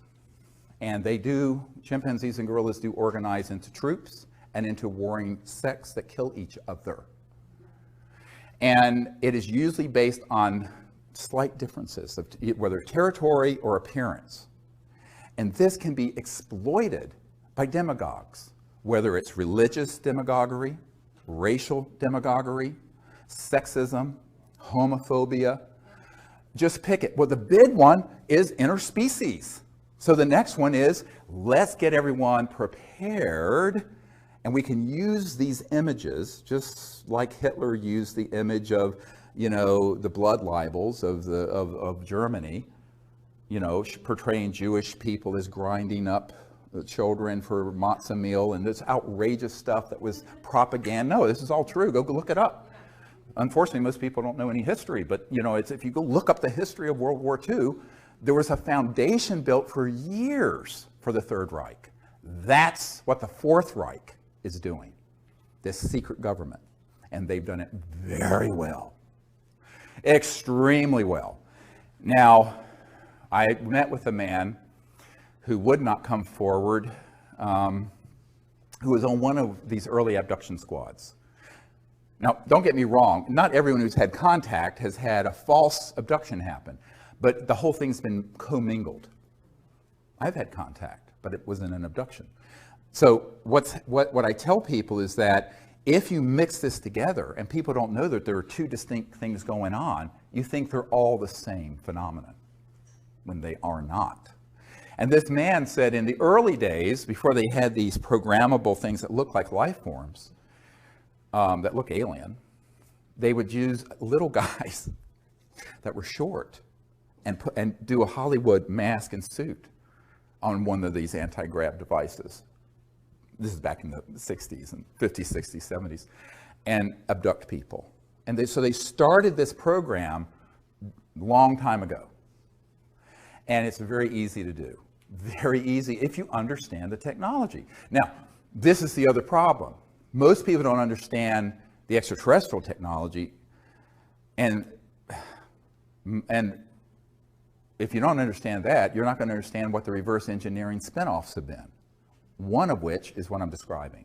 So when they realized that they could stagecraft this, and this is described in the Strategic Studies Institute document. I don't know, the director of the film Sirius didn't want to put that in there. He thought it was too controversial. The next film will have it in there. I'm going to override whoever the director is. This has got to be in there. But that way you prepare the population for a new enemy to fight. How else can you grow the military-industrial complex from $1 trillion a year enterprise to a $3 trillion or $4 trillion or $6 trillion? You have to have an enemy. As Leon Panetta said, we're spending $110 billion a year to chase 70 Al-Qaeda members in Afghanistan. He said that. So how do you keep that juggernaut going? You've got to have another and a bigger enemy. So in the meanwhile, they'll concoct and create and keep the fire burning, manipulate the world to keep the fire burning deliberately. And that's what we've seen over the last decade. We go in and break Iraq, and then it creates, it just keeps this fire burning. However, the big surprise that's coming, 1,000 times worse than 9/11, is this false flag operation to stage a threat from outer space. There was a man who came to the congressional briefings in 1997, and he was prepared to open this entire box, Pandora's box of issues, to the members of Congress there. And I will not share his name. I keep a confidence he was going to do it. The night before the congressman came, some intel people came to his room who he had worked with in those projects and begged him not to disclose it. And so he left. He was actually taken that night to a secure facility out in Virginia, and we never saw him again. He left a note under Sherry Adamak's door explaining what happened. But he had told me privately, would not go on camera, that he in 1974 had been on an interagency intelligence committee that had all this already planned out, and they could hit a button and they could release events that would look like ET craft that are man-made anti-gravities, do things that would look like an alien assault on Earth, that would stampede the entire world like 9/11 did into fear, where they would then be able to say our next big challenge is to stave off the alien invasion. And I said, how ready was he? He says, we could have hit a button and the whole thing would have run, and that was in 74. Now, that's only because he was on that committee in 1974. He told me, but he said it was fully operational well before then. So we're getting into some really deep and dark stuff here. Some people are very disturbed when I share this. I don't think we have to, it's childhood's end today. You have to go into this with eyes wide open. And so one of my real concerns in putting together all the evidence and information I have on this is that then there are other people who are within the UFO subculture who will take the disclosure moniker and fold it into mutilations and abductions and evil aliens and this and that and the other thing. And I warned about this 10 or 15 years ago. And so it has come to pass. And I am very disturbed by it. It's the one thing that makes me want to shut down all my efforts. Because I don't want to hurt human consciousness more than it's already been injured. You know, my whole purpose is to help us get to a point where we become a peaceful planet that becomes interplanetary and interstellar. Not World War III that's interplanetary. But people who are not very nuanced in their thinking, or as Dr. Richard Haynes at NASA used to say, unselective filters, non-selective filters. They just let anything through and are not discerning, will take information and documents and witnesses and people I have and then fold it in to this other disinformation, and they do not have the discernment because they have not been at meetings with people from Pine Gap and Lockheed and the Cube. The Cube is the big underground facility that Lockheed Martin Skunk Works runs up in the high desert near Edwards Air Force Base. It's the state of the art where all these things are done. And at Dulce, which does exist. There's a man on my team who worked at Los Alamos National Labs as an engineer, senior guy who knew a man who got on an underground connector going from Los Alamos to Dulce to work on these projects. Now, if you go to Dulce, there's nothing there because it's accessible only underground. It's accessible from Los Alamos, it's accessible from Nellis, and it's accessible from Edwards, all the way from Edwards, Air Force Base in the high desert of California. But these underground connectors, this is no myth. They do exist, and they're maglev, anti-grav, sort of, but they're underground. And you go in one place, and boom, surface in another. Now, this brings up the question is, it's like the old song from the 70s, Don't Be Fooled Again, or The Who, we won't be fooled again. Will we? And I think that's the problem. Knowledge is the greatest purifier, it says in the Vedic and tradition in the Bhagavad Gita. So knowledge is key. We have to share this information, but we have to do it in a way that presents the full story. And that's what I wanted to do today, is to provide the background of disclosure, but also how fraught it is for being hijacked by people who lack the wisdom, frankly, and the insight to know that they're being played by the intelligence community like a fiddle, and putting out information that can only pollute human consciousness to convince people, yes, the UFOs are real and the ETs are out there, but some of them we need to be afraid of and fight in the next big world war. One person asked me once, how can you prove that all of them aren't hostile? I said, well, you can't prove a negative. It's axiomatic. But I was asked this at Wright-Patterson Air Force Base. Let me tell you a little story that very instructive. So we're there, And there was a colonel there who was in charge of this operation at Wright-Patterson, and Bruce Ashcroft, who was an intelligence officer, although he was posing as a public information officer. He's really Air Force Intel, a suit. And so my military advisor and I, and another man who'd worked for the State Department and who was also a naval intel guy, was with me. And so I went from the Rockefeller Ranch to Wright-Patterson Air Force Base, to this place where all this stuff from Roswell was originally sent. And we had this meeting because it was forced on them by the head of J2, the previous one I briefed, my people briefed, Tom Wilson, Admiral Wilson. And when we got in there, we basically said, we're not here to get information from you because we know what you have here. We've already penetrated what's here. We're here to provide information to you so that you do not interfere with what we're doing with the CE5 contact initiative. So civilians are not caught in the crossfire between you guys and what you're doing with ETs. That was the purpose of the meeting, remember. It's very high stakes. The one thing I don't want to do is have a group of people caught in the crossfire.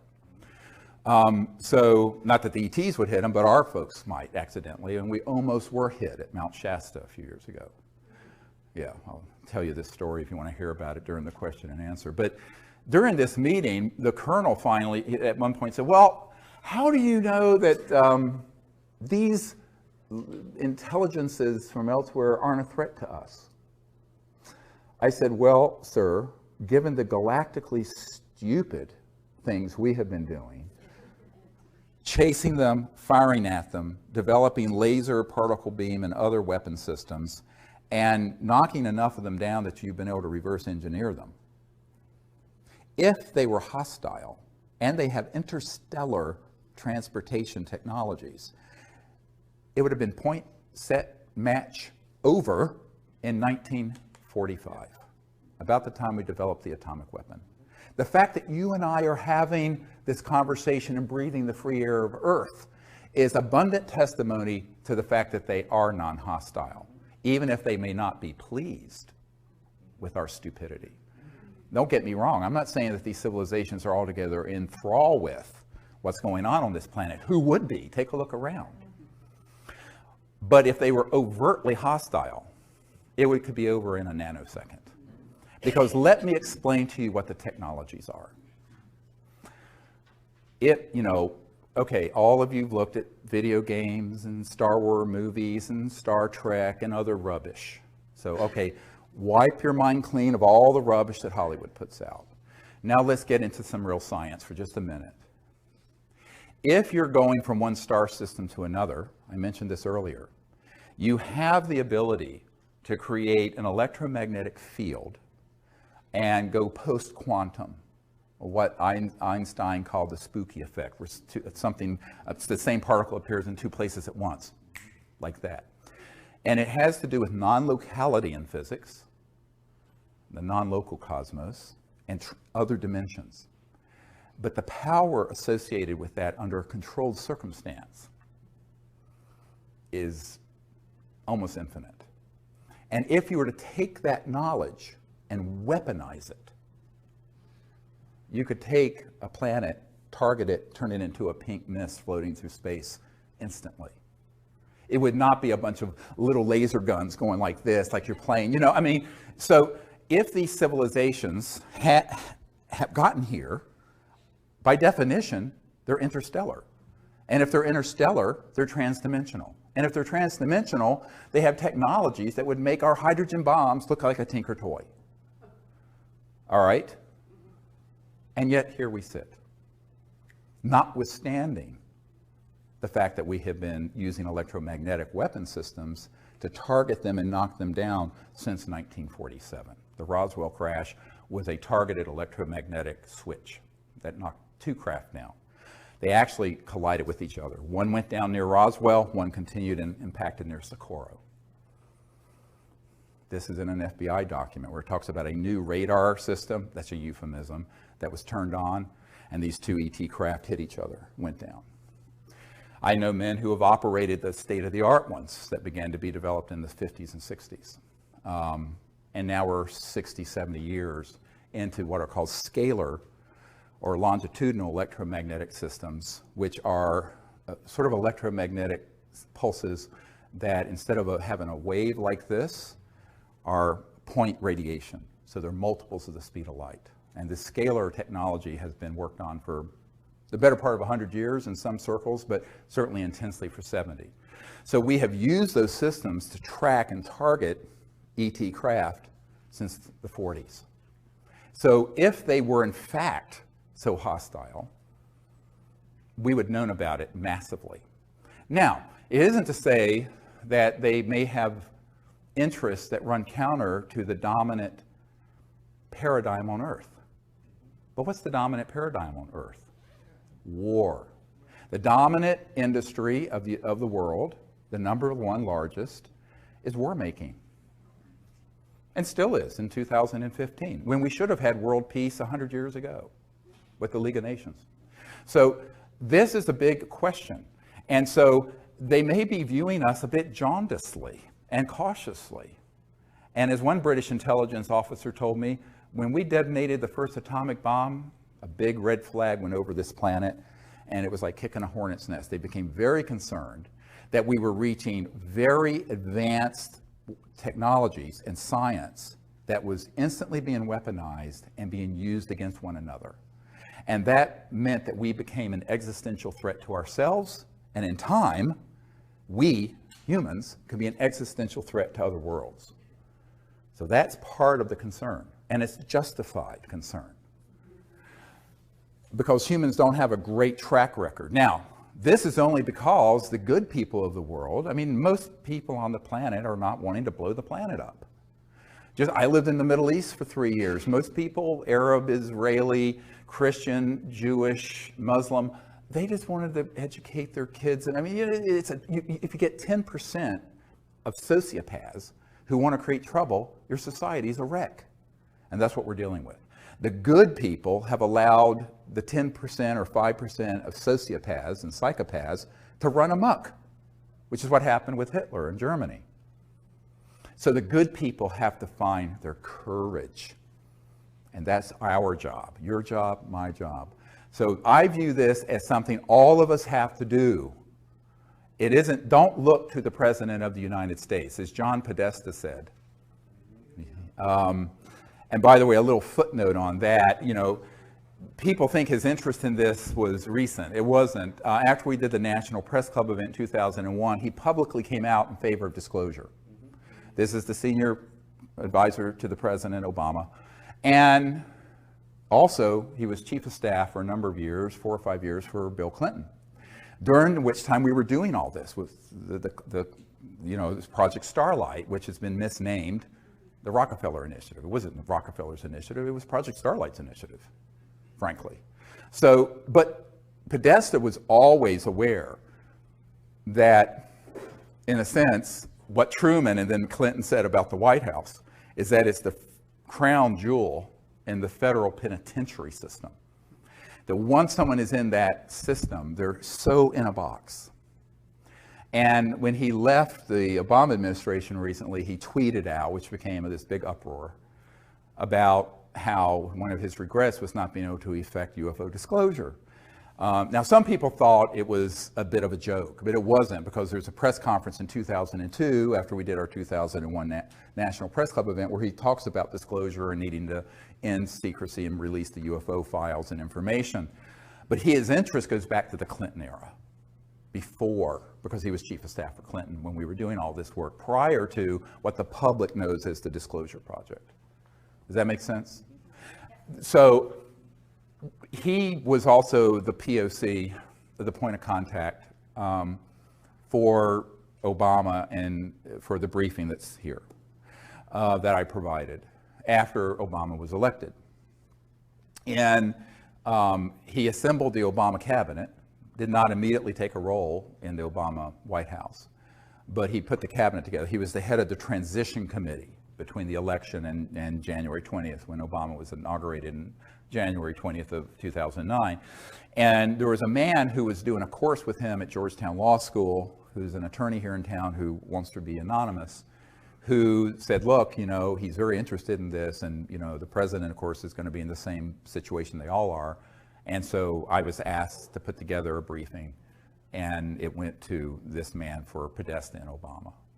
Because Obama was, looking to John Podesta as sort of his secrecy guru, because he had been a senator from Illinois or someplace for a couple years. He didn't know anything about all this. And he wasn't going to be told by his CIA director, Leon Panetta, because I sent this same thing to Leon Panetta because he didn't know anything, being CIA director. So that's kind of my role, is to be the bridge between this unacknowledged world and that world when I'm asked to do it. And it continues. So last year, I was, about a year and a half ago, I was in Australia on an island with 120 world leaders. I was asked, the year before that, it was the Director of National Intelligence, who had just retired, who briefed them.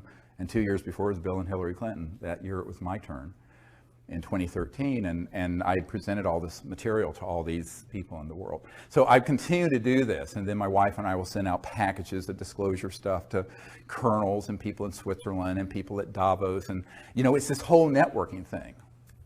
By the way, that's where your tuition is going, because these things are very expensive to do, and we have no funding. And no staff. Emily and I, just with some volunteers, do all this. Now, one of the things that you have to understand about these leaders in the world is that most of them are just agog when they hear about it. They go, oh, well, I'm Minister of Defense of Australia or whatever, and I've never heard of any of this going on at Pine Gap. And they're not lying. I said, well, no, you wouldn't. So it's sort of an unenviable thing to have to do, because I'm really the deliverer of very bad news. To have to show it to someone that powerful and say, by the way, here's what you don't know that you're being lied to about. But so we continue to do that. But the big action, and that's sort of a service to people in government, because I view the good people, and there are good people in government, as victims of this secrecy, just like we are. Where they failed is in their constitutional duty to take on that machine. And that's where the courage comes in. And I think that's why we're going to have to view ourselves as the leadership, all of us in this room and the people out in the public who support disclosure. And the next wave of disclosure are going to be two things we're going to talk about after our break in a moment. One is a mass defection program. What am I talking about? We've got a network, tell everyone we know, and find another wave of people who are currently deeply involved in these covert programs who will approach me, and we will massively defect at once. Because even when I'm sitting on, there's probably 10 or 15% that's out in the public domain. Some people I've interviewed have asked me not to release it till they're dead. Fantastic. Okay, so that's the next phase. The other is mass contact. We have got to create teams all over the world that are skilled in the art of the CE5, Close Encounters of Fifth Kind protocols, who go out on a regular basis and create in consciousness, but also in action, the ability for mass contact to happen that's peaceful before this false flag creates the overlay. So it's a race. We're a race against the clock. And so that's how it has to happen. And that's something that you don't have to sit on your hands waiting for the president to do, or for that matter, me to do. That's something all of us can do. Yeah, and people who've done the CE5 initiative, even using the app, we get reports every day on our website of amazing contact and things that they've had. So if more and more people start doing that, the ETs are going to get the message that not everyone on planet Earth is sleepwalking. See, they need to see that. Now, people have asked me, Larry King asked me, why don't they just land on the White House lawn or their Super Bowl game? I said, yeah, they could do that. But all that would do would trigger mass panic, because these folks in the intelligence community would say, we're being invaded. We need to fight them. They know not to hit that tripwire. They want us to invite them and create the correct atmosphere of universal peace in consciousness and action to make contact. Then they'll come. We build it, they'll come. They're here anyway, even when they're invisible, because most of the time they're shifted beyond the speed of light and you can't see them anyway. This is what I'm going to talk about in LA at this workshop I'm doing in Glendale. But I think that's why, if we understand how powerful we each are, not only to find more and more mass defecting witnesses inside Booz Allen Hamilton and inside the CIA and Lockheed Martin and Skunk Works and Dugway Proving Grounds and Nellis Air Force Base and Pine Gap. And I have a whole list of corporations and facilities that I've updated of where these operations are currently going on. And we need to have people in those systems come out. Not trickle out one at a time with no credibility, but en masse, just like the '01 event, but on a larger and deeper level. So that's what I'm calling for now. And then the other is all of us becoming ambassadors to the universe as citizen ambassadors, peaceful contact. And that's something every single person can do in their own community. And if you do it and you practice it and learn what the protocols are, you'll be quite stunned at what will happen. It's beautiful. How do these groups manage to get money from the, because they get government money, how do they do that since they're working outside the realm of typical government agencies? He asks, how do they get the money from public coffers to run these sort of projects? It's actually a very good example of it is one of our witnesses who worked for SAIC, Science Applications International Corporation, in La Jolla, California, is the headquarters. And this is one of the crown jewels of the contracting entities that deal with this issue. And SAIC deals with many issues, but they sort of have companies within companies within companies. That's the way it's structured. And this particular witness, who's one of the Disclosure Project witnesses, was a woman who had been recruited to work for the company. And she was in a program that basically was a room and a bunch of file cabinets. And what she did, they took in millions of dollars based on a grant and or a proposal for funding research. It went into their office, went out the back door, the funds, to a black project. And what she and the other people in the office did was gin up reports that would go back to the government and to the auditors that were completely bogus. And when she asked, where is this, what's the real research going on with this money, she was shown a file just full of these empty reports. So obviously that's fraud, but that is how they work. So for example, the B-2 stealth bomber might cost a few $100 million actually to build. They tell the Congress they cost $2 billion a piece. Well, the other missing 1.3 billion goes into the EMGs, the electromagnetogravitics or other unacknowledged special access projects. So this is sort of just the way it is done. And because of the nature of top secret compartmented, top secret TSI, TSSCI, top secret special compartmented intelligence, when you get to the unacknowledged level, nobody unless you're in that compartment, you're not going to report anything out to any external person. I don't care who it is.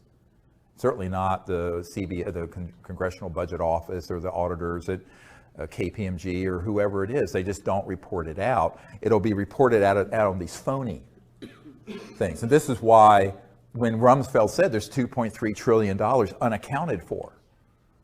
I mean, again, this was not a flaming liberal. It's not Abby Hoffman saying this. This was the Secretary of Defense for George W. Bush and Dick Cheney saying this. So if you don't believe me, maybe you'll believe him. And that it's just unaccounted for. But that's how it's done. This one little example. So a lot of it is kind of overbilling and overcharging. You hear about these massive costs, 500% cost overruns, 1,000%. Well, it's not cost overruns per se. Part of it is that it's just going into a black project and being diverted, but not just Department of Defense and CIA. I have people who worked with the first Bush presidency, Bush Sr., who said that they were pulling money out of HUD, Housing and Urban Development, and other agencies, that would be things that were inflated prices that would then be siphoned off into black projects. And that is done routinely. And so now there's another way of doing it. I don't know if I should go into this or not. This is this is the dark end of it. Okay, so there, one of the meetings I had was right after we did the meetings in 1997 for members of Congress and for Admiral Wilson at the Pentagon, the J2, head of intelligence joint staff. I had a meeting with a former member of Congress and a senior executive with SAIC at Crystal City here near National Airport at this former congressman's condo. And this congressman had been for many years sort of a consigliere to George Bush Sr. And he said, "Do you understand how dangerous this group is?" I said, "Yes." He says, "But do you understand where a lot of their funding comes from?" I said, "I have a very good idea. Where are you going with this?" And the SAIC executive had recently retired and moved out of the country to France. And both these people asked me not to disclose their names, but this has put me under sodium pentothal. I'm telling you the truth here. They said, "Well, we use these anti-grav devices, and they launch wee hours of the night from various places, and they move billions, hundreds of billions of dollars worth of clandestine drugs and armaments around the world."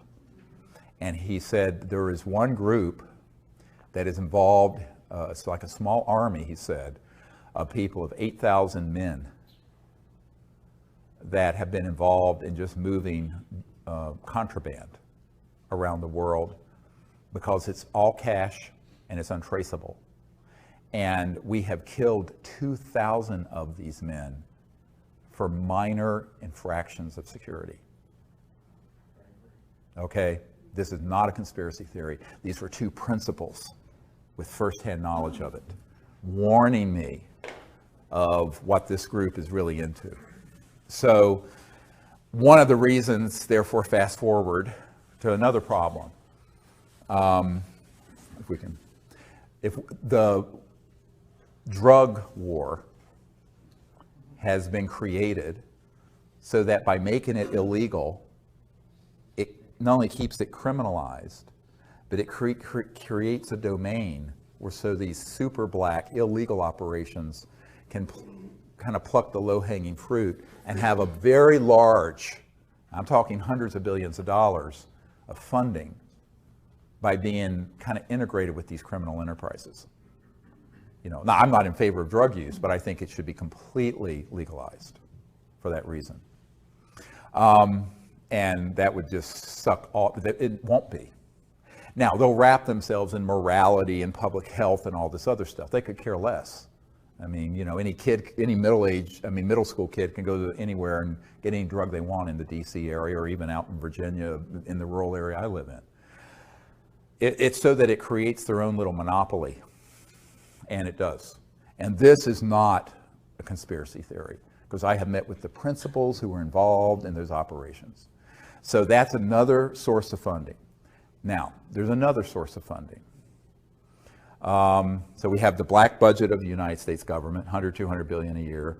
You have this clandestine and very dark criminal enterprise running drugs and armaments. And then you have another source, and that is, I call them the corporate spinoffs.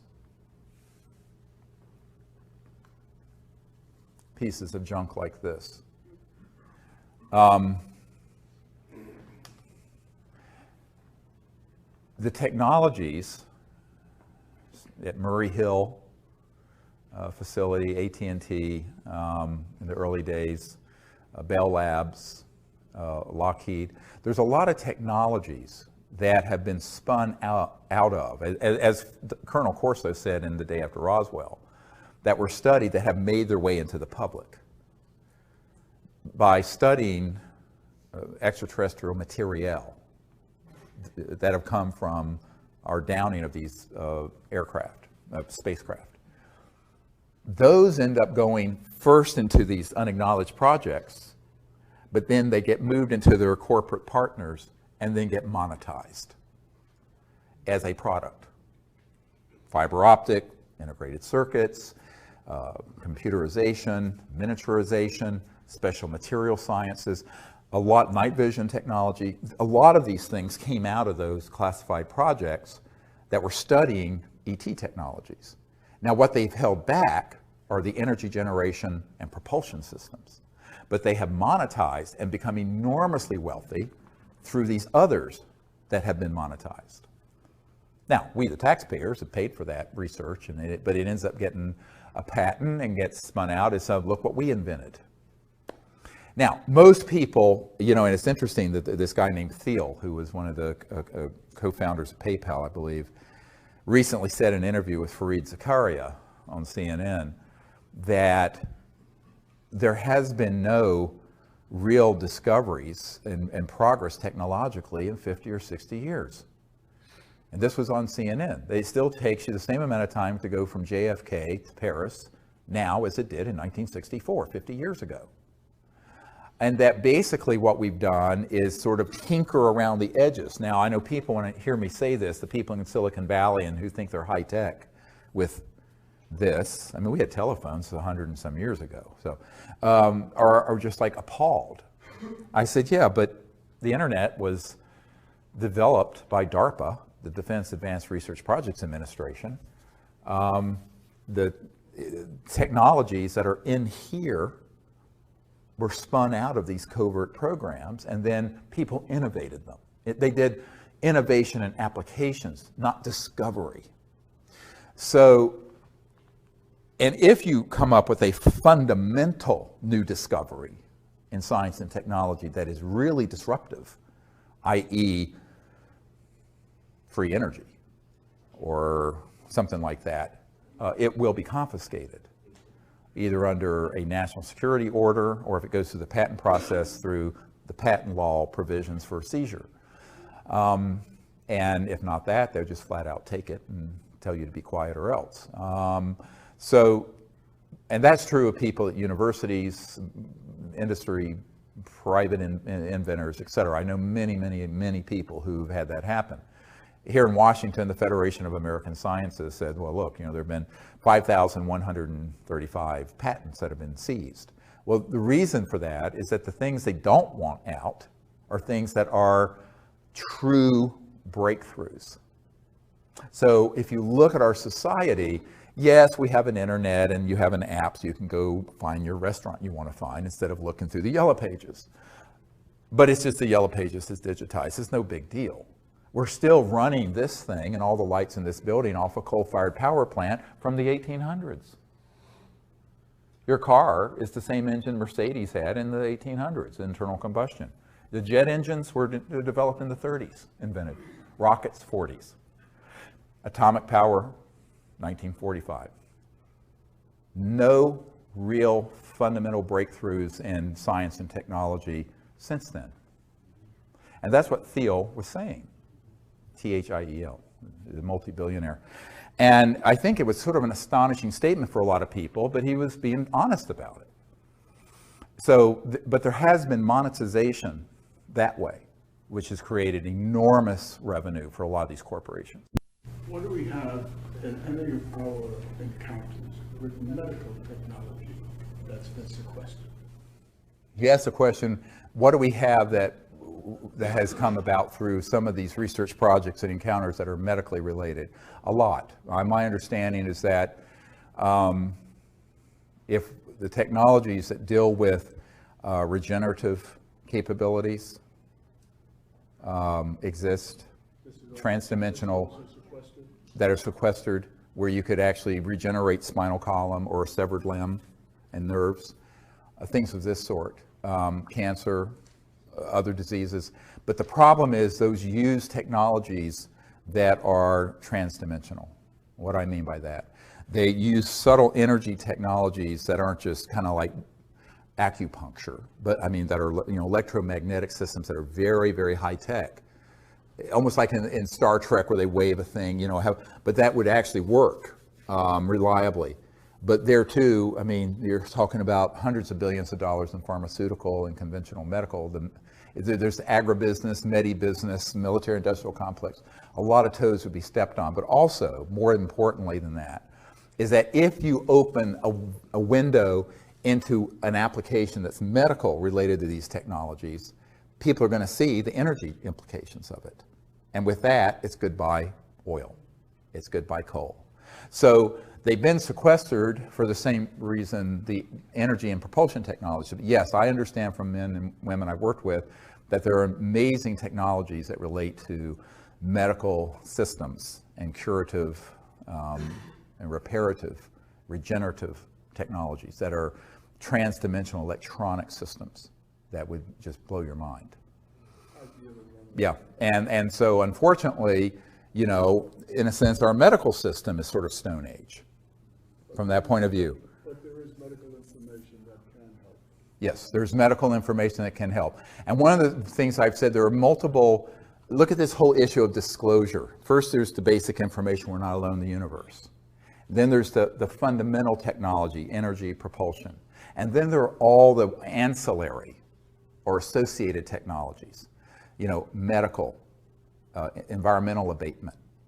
Ken Shoulders, who was a scientist, discovered charged clusters that would, under right conditions, neutralize radioactive material. So you could take all the radioactive waste in the world and neutralize it. This was proven. And the Department of Energy was going to fund the next level of it, and the people in this cabal circled their limousines and said, no, you will not. Because it was pulling energy from this quantum vacuum 0 point to do it. I know the people who are part of that initiative, all of them. So there are so many spin-offs and benefits of disclosure of this central issue, but that's the reason it's secret, is that the implications are so huge. It's not just the energy sector or the transportation sector. It's the medical, it's the pharmaceutical, it's all of it. But, you know, would 99.999% of humanity benefit if it was used peacefully? Now, there's a big caveat. If it was used peacefully, yes.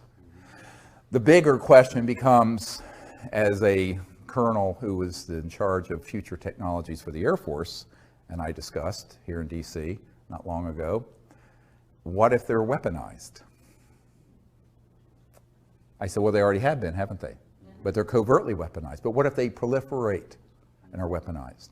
So this gets into sort of the larger question, evolutionary question of, are we willing to go forward as a peaceful civilization or not?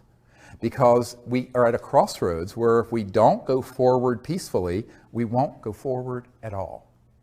And it's not world peace, it's universal peace. It's interplanetary. So one path leads to, it's like the Hopi line or the Hopi prophecy rock. One line leads to termination and the other one leads forever out into the future, into the stars. We are the last generation to make that decision. We don't have another 100 years. So that's why this is so critical. It's why I left my medical career to work on this, because I came to realize, once I realized what was behind the secrecy, why it's so secret, that it really doesn't matter. I mean, yes, I can save one life at a time in the ER, or maybe 3 or 4 when I'm really busy, but I used to have to run multiple code blues. Code blues when your heart stops. But now we have the responsibility of the earth and all of her children for the next thousands of years in the balance, hanging in the balance. So humans have been trying to make this transition for a very, very long time, and it keeps getting thwarted by, let's say, call it special interests, people who are hell-bent on maintaining the status quo of the financial system, the political system, whatever it is. But there has to be, let's say, a nonviolent revolution that has to take place. I'm not a violent person, but I don't think you let these the sociopaths who have another agenda to continue to call the shots as they have for the last 100 years. We have to have the good people step forward. Most people, though, who are nice are too nice. And one thing that I found very early on in 1992, when the head of Army intelligence threatened me, I said, basically, screw you and the horse you rode in on. You get in my way, you'll be in Leavenworth Federal Penitentiary for the rest of your life, because I've got witnesses and documents that involve you in covert illegal projects back when you were a young officer. And he went, oh. I said, you want to get on the dance floor? Come on. Yeah, I've got a lot of stuff that, but that's, so that's ugly, perhaps, but you're not going to threaten me and get away with it. But I think that most people, here's one of the problems, is that people are either too nice or they don't have the courage. Like so many of the technologies that I know are held by people who are out there that we've met with, who could bring out these technologies, the first time someone comes up to them and goes, boo, they put their tail between their legs and they run. They're not willing to take the risk.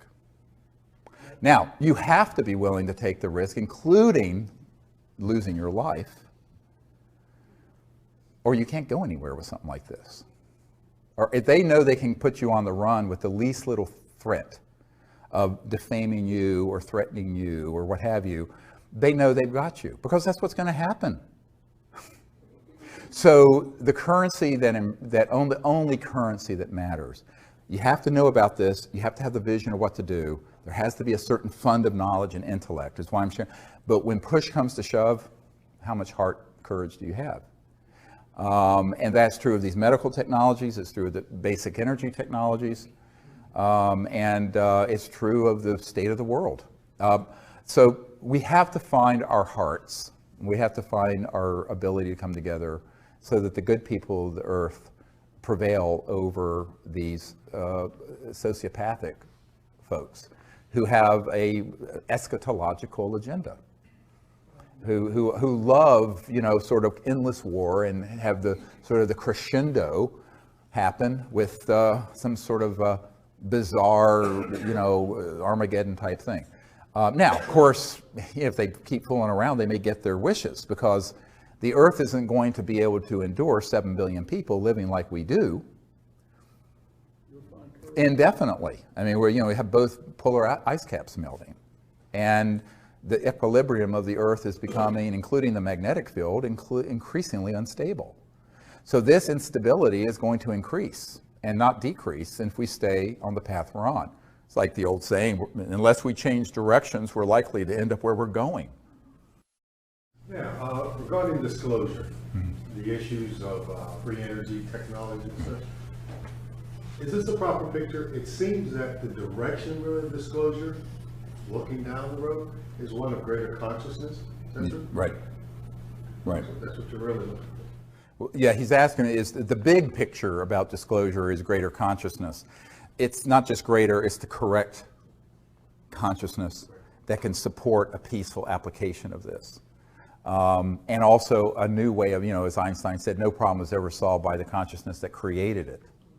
And the problem of endless war and the problem of taking every advance of technology and turn it into a new type of club to hit someone in the head with, this is a big problem. And as this colonel in the Air Force pointed out, these technologies would enable someone in another country to deliver a payload in less than a second from the Middle East to Washington.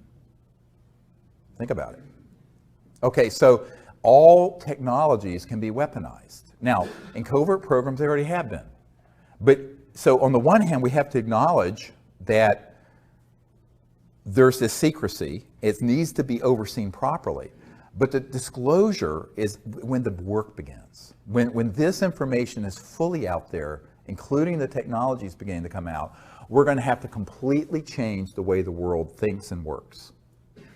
Now, it's going to have to be a world of collective security, where if there's anyone, anywhere on the face of the earth, that weaponizes and tries to use these technologies for harm, they are stopped by all means necessary. And I mean all means necessary. Could we do it? Yes. Now, do we already have the means to monitor and enforce that? Yes. Why haven't we? Because they want to subvert world peace by keeping endless war going. Because war, for the recorded history of the human race, has been the central organizing principle of every city, state, and nation. And they don't know what to do. How do you organize people if all of a sudden there's world peace? So, an interplanetary peace. So I always point out, we don't want to have a unified, peaceful world in order to have interplanetary war. Now, this is the going backwards a big step, not forward. So, but that is the biggest jump in human consciousness we've ever seen. And it is a spiritual and social, psychological issue more deeply than it is a technological or information one. Absolutely, 100%. Yes, sir. There's so many people now worldwide working on zero-point energy. It almost feels like the genie's out of the bottle, and the forces of B cannot possibly contain all of them. What is your view? Are any of them close? Yes, so there's so many people working on zero-point and similar approaches, and the genie's getting out of the bottle. Can they contain all of them? And is anyone close? Yes, they can contain them. And yes, there are people close. In fact, there are people who have them. Let me give you one example. We believe there's a fellow named Rossi in Italy who has a device that generates apparently over unity excess energy and heat. Although no one knows the mechanism of action, he's keeping it a trade secret. Very big and probably fatal error. The people I've met with who have developed these systems have all either taken it to their graves or had them confiscated before they can get out to the public significantly because of some central strategic errors that have to do with the idea that they're going to be able to handle that technology like you would a new app or a new Silicon Valley computer system. When you're dealing with something like this, it has to be done completely openly, open source, and you have to have millions of people know what's happening in real time. Stan Meyer took his knowledge to the grave. You know, if you look at the workshop I did about a year ago here, is that there have been literally hundreds or maybe thousands of people who have discovered this same effect. And they've all made the same set of predictable errors based on their handling the technology as if it were conventional technology when it is not. And so I would say, yes, there are people out there who are working on it. Some, I believe, have. I have a friend at Stanford University who knows a man at the National Security Agency who confided that they're tracking what Rossi is doing very carefully, which indicates to me where there's smoke, there's fire. If Rossi's listen, heads up. So, but strategically, tactically, and strategically, he's handling it in a way that guarantees failure. Because by keeping it tightly held, coveting, trying to keep it secret, overly concerned with monetizing the technology instead of getting it out, he is going to step into every booby trap that's been set out there. And the chances that it will make its way out to the public is infinitesimally small. And that's not just true of Rossi's technology, but of every other person who has that same idea.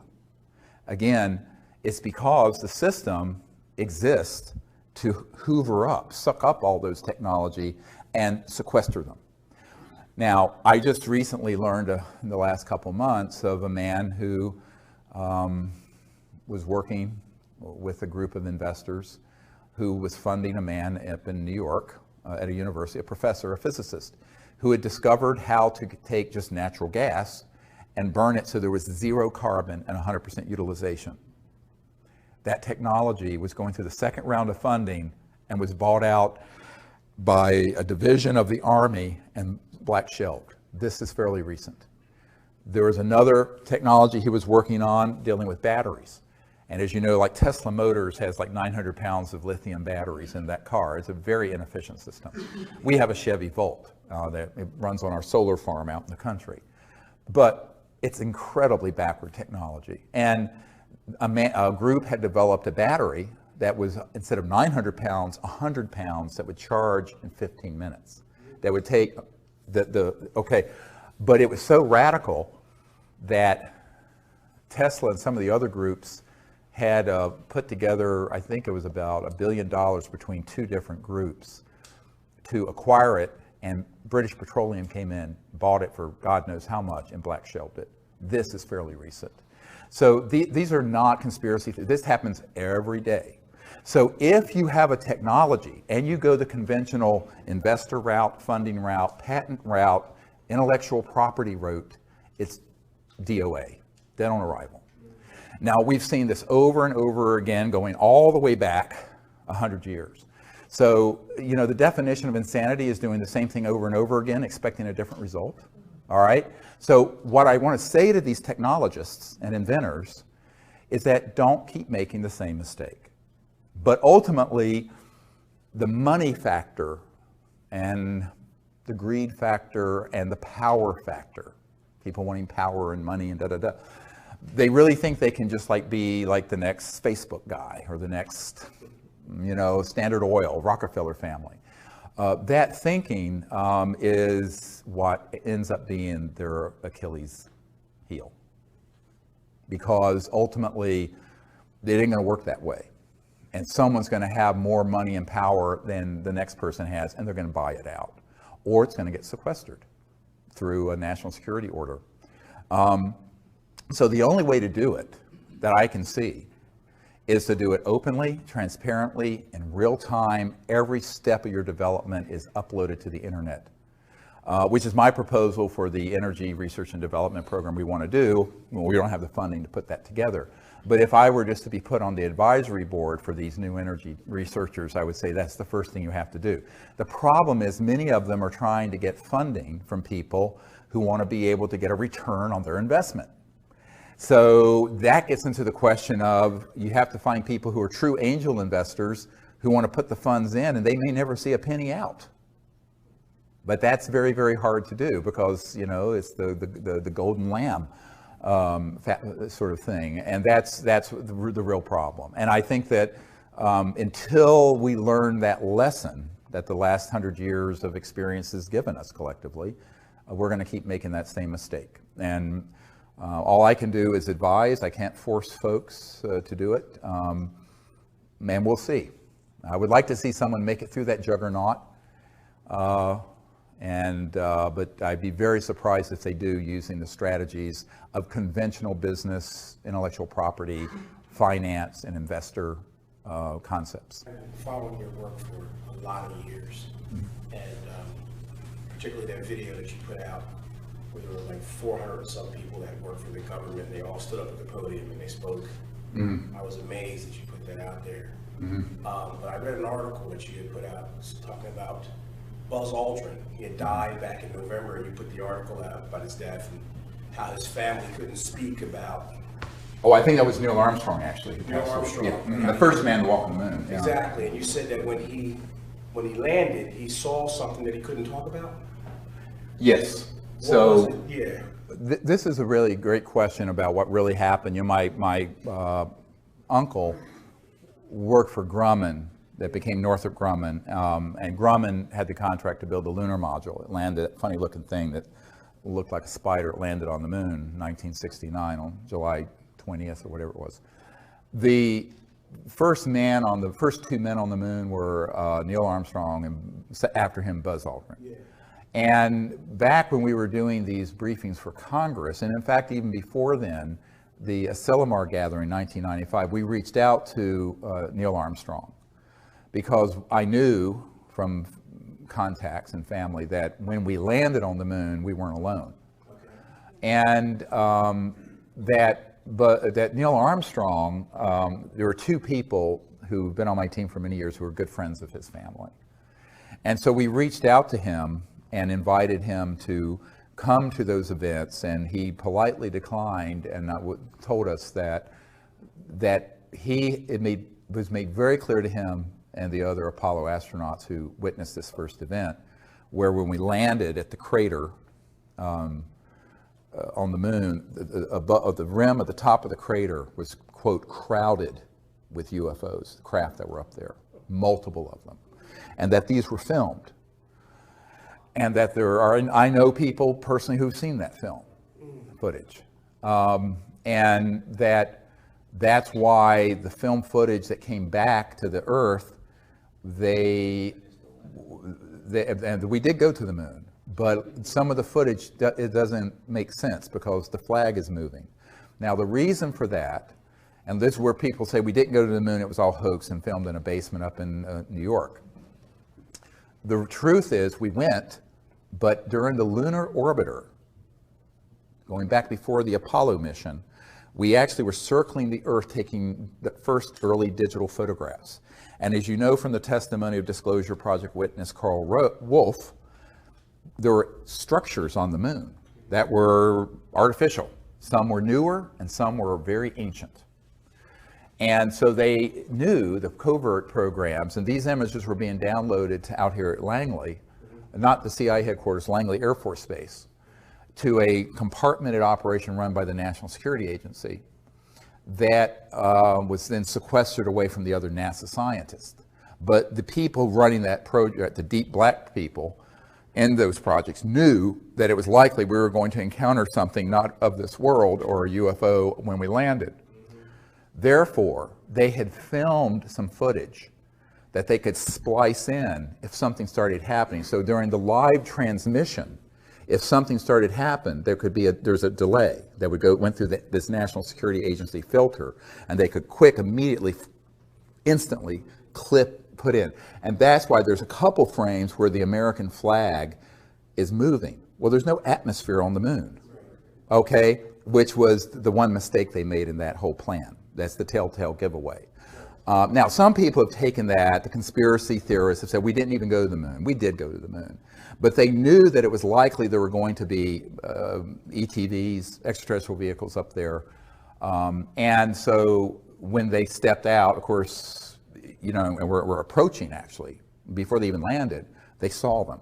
So they were already with this sort of pre-prepared film that looked very, very good, except for this one error.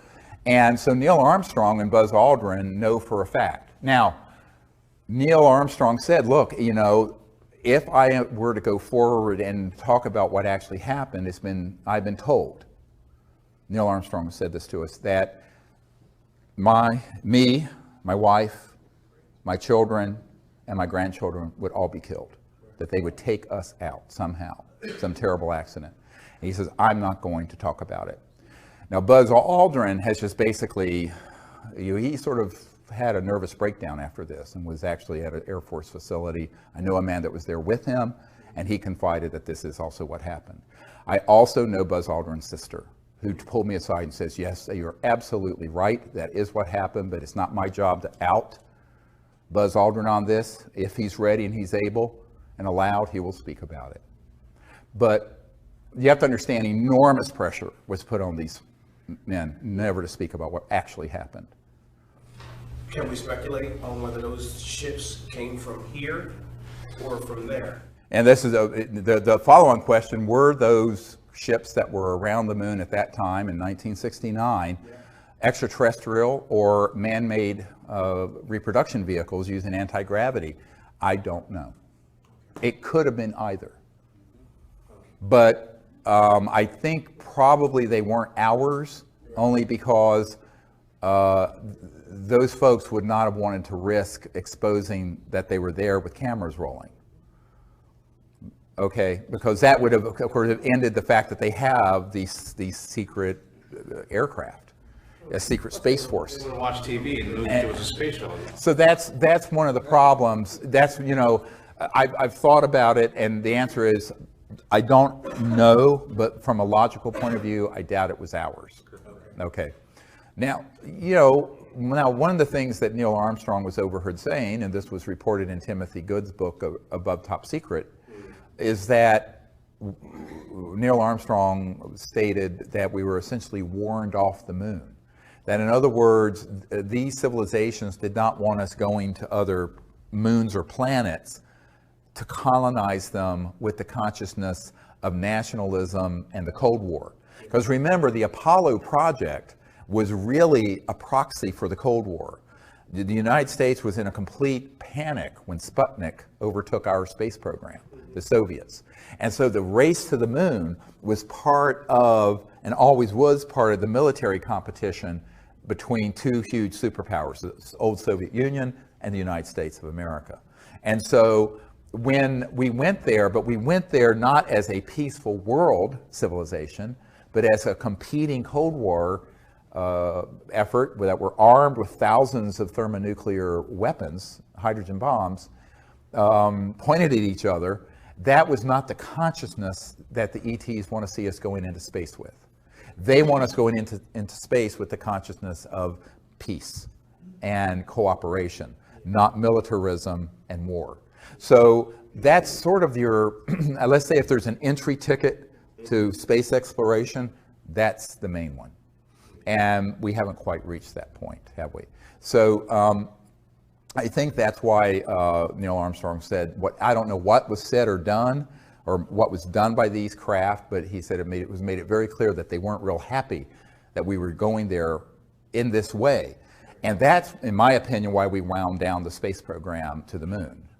You know, my uncle was involved with this, and there was all kinds of plans to put colonies there and buildings and have, you know, people living in sort of like domes like they have out at the biosphere in Arizona and what have you, and all that was shut down. Now, the excuse they gave was budgetary cuts, but I don't think it was budgetary cuts. I think it was because, you know, it was quite clear that we were going out there immaturely as a warring civilization and not as a peaceful world civilization, which is the requirement. Yes, ma'am. But Kennedy had talked to the Soviets about going jointly. Was that a peaceful thing together, or what prompted him? What did he know, or what was behind his question? Because he took a lot of flack. Yeah, Kennedy did want to do an international, from the beginning, space program. And, you know, when he was assassinated, Khrushchev wept and stated, now we will not have world peace.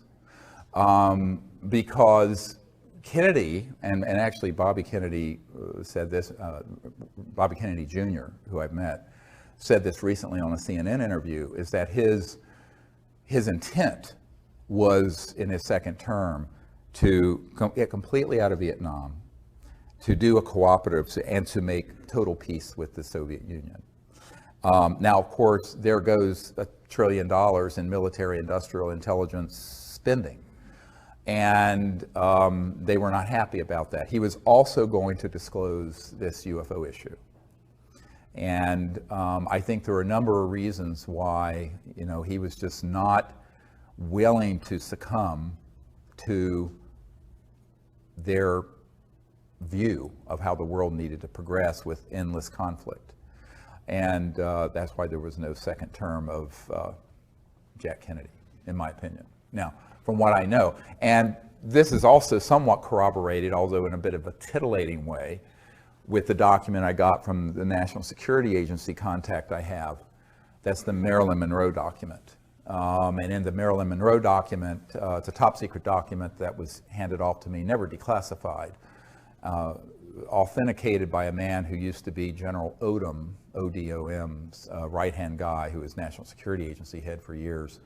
And in this document, it was a wiretap summary that the CIA wiretapping a bunch of people, but mainly Marilyn Monroe, who, as you know, had an affair with Jack Kennedy and also with Bobby Kennedy. And they knew it was coming too public, and so in 1962 or whenever it was, they cut that off.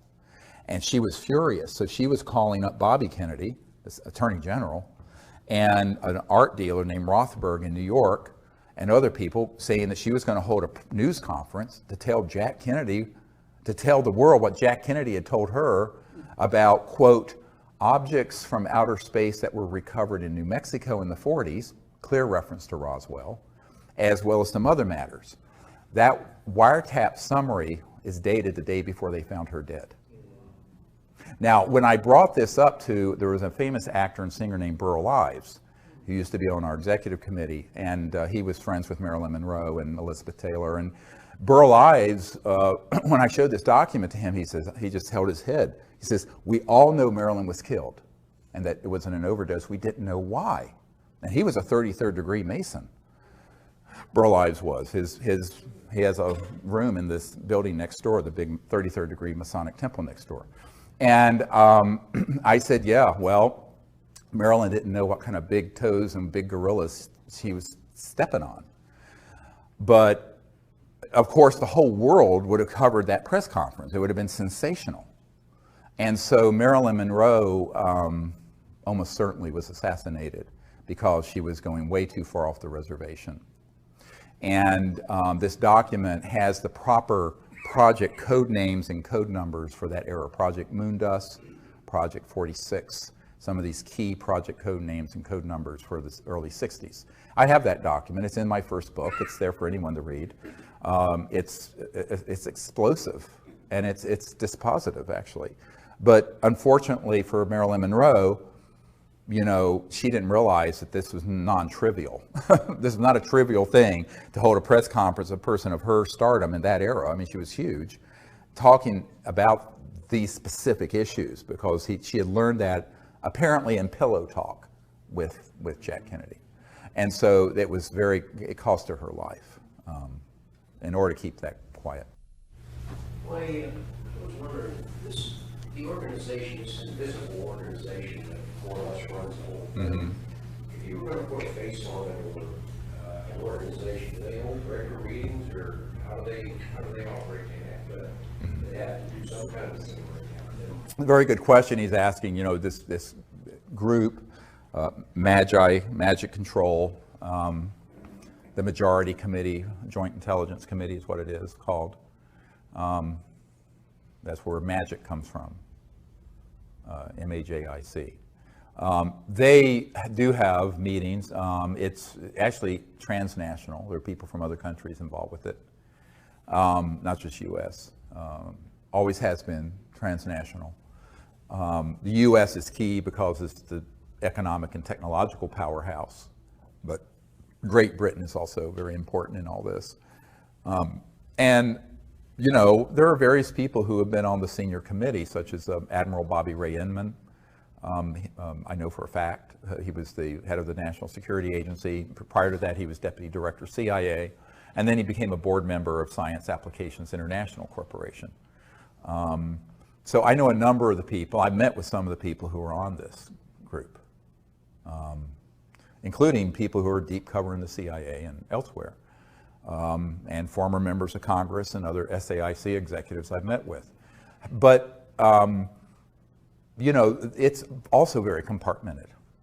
So in other words, you may have 200 or 300 people in this group that are the sort of committee, but even within that, it's a pyramid, and there's compartments within it. Not all of them know everything going on. It's not like it's an all-access pass.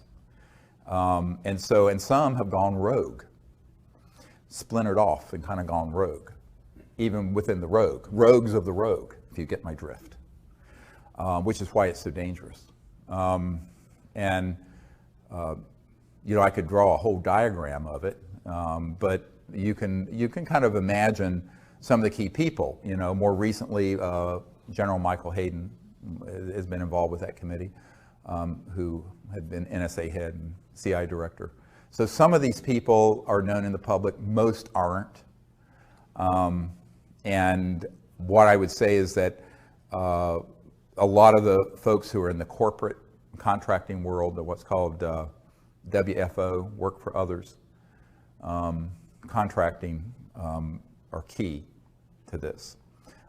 I remember years ago, right before I was going to have the meeting with the Clinton CIA director, I was in Arizona at the Wrigley Mansion, the Wrigley and chewing gum people, but it had been bought by Jordy Hormel of the Hormel Meat Company. And there was a man who was a member of this Magic, this MJ12, they used to call it, group.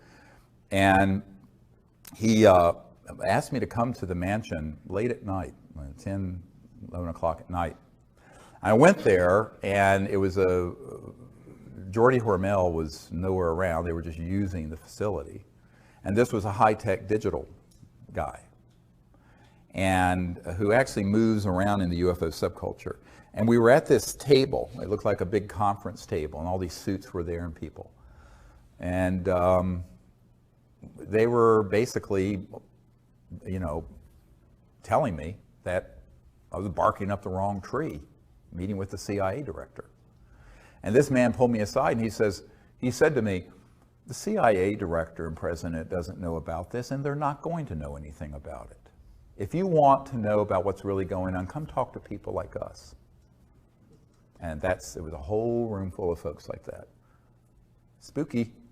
And then it was interesting because, a couple years before, the former head of Army Intelligence had offered me $2 billion if I would stop doing what I was doing, close my operation, and join his group. He had a $2 billion slush fund out of Eastern Europe. And I said, no, thank you. And that was when $1 billion was a lot of money. And when I refused, and he went to my wife, tried to convince my wife that I should do this. But this was 2 years later, and this guy said, you know what? This is how they operate. We checked you out. You're a doctor. You have really good credit. Take out all the credit cards you want, and you can run all your operations, max them out each month. Because my group, we run the supercomputers that back up the global financial system, and we'll just zero them out every month. That's what he offered. We'll just zero all your credit cards out every month. I said, well, that's very nice of you, Jim, to offer that, but then you would own me, wouldn't you? Because you'd have a record. And I said, I'm afraid I can't do it. He says, no, we're just trying to help you out. You see how this works. That was in 1994, 93, and then 94. So they, I've, over the years had multiple of these sort of approaches, which is quite bizarre. And you couldn't make this stuff up. If you put it in a movie, people would think it was fictitious. But it is how they operate. So the corporate and contracting end is really a lot of where the action is with these large corporations and their compartmented groups. And then within certain agencies, there are select folks who are on this committee. So it's not all one thing, but they do have meetings, and it's evolved over the years. My understanding, I was told this some years ago, that about 70% of that group favors what I'm proposing. But the other 30% who are the really violent ones are opposed. And they don't mind killing one of their own, like Bill Colby. Bill Colby was in this group. He defected, but he did it alone. And he was going to make a run at the crown jewel of what they were keeping secret, and that's the energy technologies. And that, as I mentioned, that week they found him floating down the Potomac River. So, and I think that was in 95 or 96, but, I think this is why, I've had some very tragic things happen in my life, if you read between the lines, and that's why I decided I had to find other ways of doing this where we don't increase this body count. Yeah. Yes. Okay. First thing, sorry about my terrible accent. No, you're fine. Okay, so this is an important and personal question for you. How the ET choose you, and how they decide you are the right person for making contact. And if that happened and they contact you after that, what to do? She's asking how the ETs choose, not me, but you, a person in general, to make contact. I think that there's a saying that's been, I think, inappropriately translated. Many are called, but few are chosen. I think it really is supposed to say, many are called, but few choose to answer the call. And so I think that there have been knocking on our front door and our back door and our side door for a very long time, these civilizations. What they're waiting for are people who will approach them without fear and prejudice, without violence, who understand a little bit of their reality, who will educate themselves a little bit about what it means to be interstellar. And to be interstellar means to be in an extraordinarily high state of consciousness, personally, but also your technologies are interfacing with consciousness. And so that's why, if you approach it with an ethical and moral intent of a pure heart, peaceful purpose, no fear, no prejudice, but also have prepared yourself for, shall we say, the unusual, even strange or bizarre ways that they may interface with you, so you're not afraid when they do, then they will. But they expect a certain level of you being educated and prepared. And then they will. And I don't think it's, I've always said, I don't think I'm special. I don't think anyone is disabled from being able to make contact. I think it's them willing to go through the process of training and education, but more importantly, what is the purity of your heart and intent? It can't just be because you want to see a UFO and be entertained, like dolphins at SeaWorld. It has to be for a sincere purpose to be a liaison between humanity and their culture. And if there's that purity of intent, then I think you'll be astonished. But there's also the preparation that has to happen. The reason for that is, if you read the last book that we put out about extraterrestrial, the Countdown to Transformation, extraterrestrial contact, Countdown to Transformation, and you read the accounts our senior team has had going around the world, some of it's very strange stuff. We have a team up in New York where there are these two wonderful ladies, and Diane and her wife, Marilyn, when they first read my book, Hidden Truth, Forbidden Knowledge, had their cell phone access I forget which one was at the dentist office. And all of a sudden, this sphere appeared on her phone, and the C-steady tones, those tones we use, started playing over the speaker system of the entire dentist office and over her phone. And this happened multiple times until she came to the Outer Banks of North Carolina and got trained and just had amazing contact. But it was very strange stuff. And in fact, the dentist came out and said, "What's that weird music?" And it sounds like something from outer space. And it was all coming through. I think it was Marilyn's phone. I'm not sure. Or Diane's. It was Diane, yeah. So there's all kinds of ways where they will sort of initiate you and test you to see if you're ready for. Most people live in a very 3D, almost teleologic, very in a box world. But if you're interstellar, you're not living in that world. You're living in the world of higher dimensions, higher consciousness, energy fields that are completely beyond the speed of light. And so when those come into 3D, it can be very unusual. And so preparing yourself for contact involves understanding where mind and consciousness and thought and electromagnetic systems and all this phenomenon come together. There's a nexus where they come together. And that's why the development of higher states of consciousness and the meditative state is the foundation of the whole Close Encounters of the Fifth Kind initiative. It's very controversial amongst the nuts and bolts crowd in the UFO subculture. I said, yes, but you're not dealing with civilizations using a piece of junk like this. They're not communicating using the speed of light. Because if they're from the Andromeda Galaxy, which one of the ETs that came at Joshua Tree told us he was from the Andromeda Galaxy. And we have a photo of it. It's on our website. Go look at it. This is 2.5 million light years from Earth. At the speed of light, it would take 5 million years to get a signal from there to here and back. 5 million years. Homo sapiens haven't been on Earth for 5 million years. So now that means that they're using technologies that are trans-dimensional, going beyond the speed of light, and which also, it so happens, interface with thought forms, energy fields that are in the realm of the thought. What used to be relegated to the mystics, but now is something we have to accept as the real science of the future.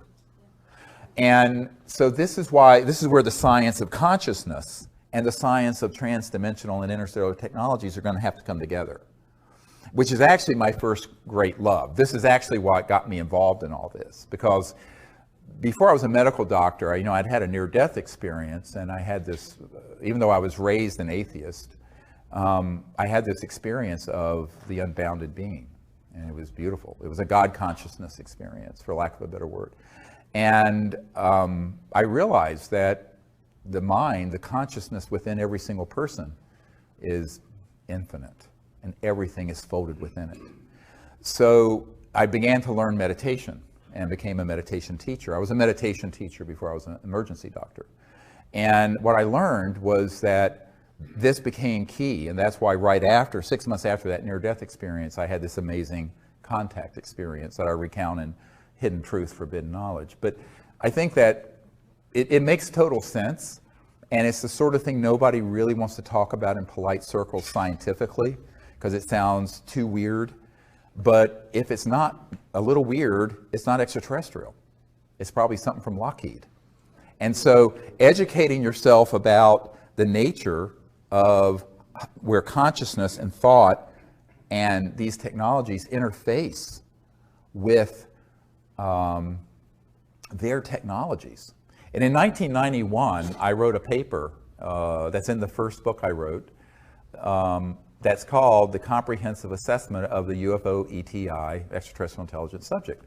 And in it, I talk about technology-assisted consciousness and consciousness-assisted technologies, where the mind interfaces with these both ways, where the mind can interface with technology, but also where technologies can augment and project thought and awareness more accurately.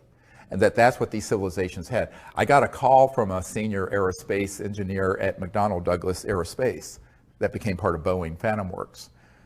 They had their own Phantom Works, became part of Boeing covert programs, but it was still McDonnell Douglas back then. And he said, "How do you know this? This is the most accurate assessment any of us have ever read."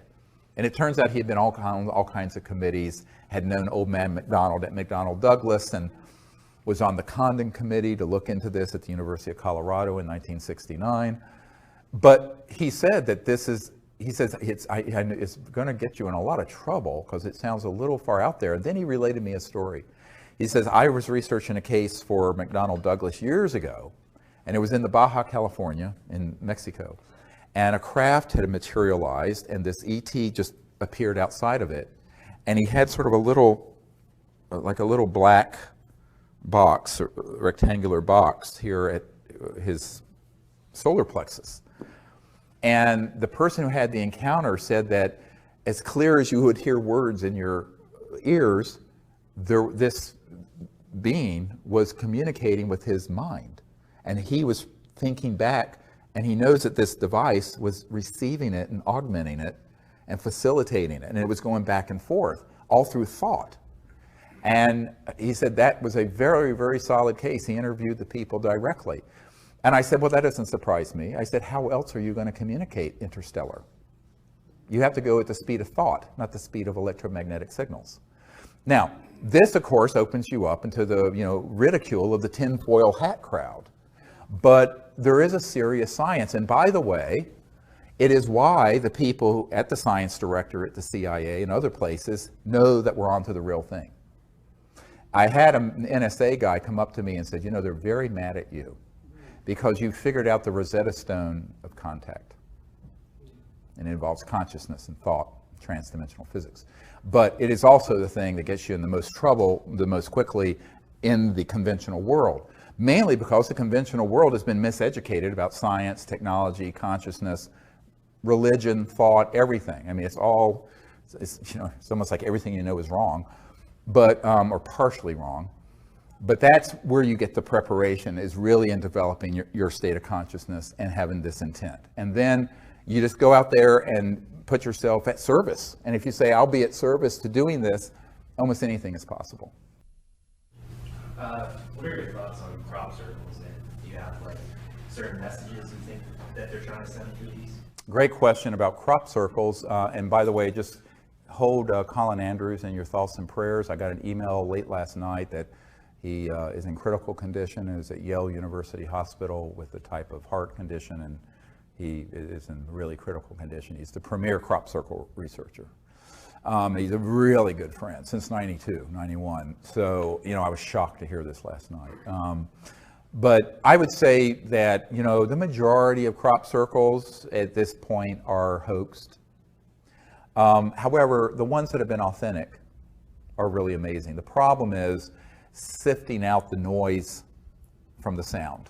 It's just like UFOs. You know, what part of it's man-made and disinformation and hoax, and what part of it is real. But my own sense of it is that it's certainly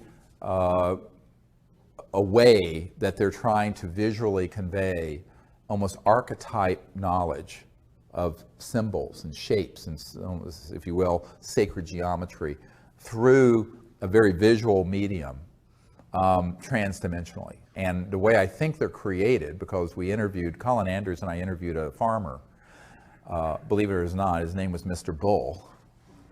It's like, you can't make that up either, near Alton Barnes.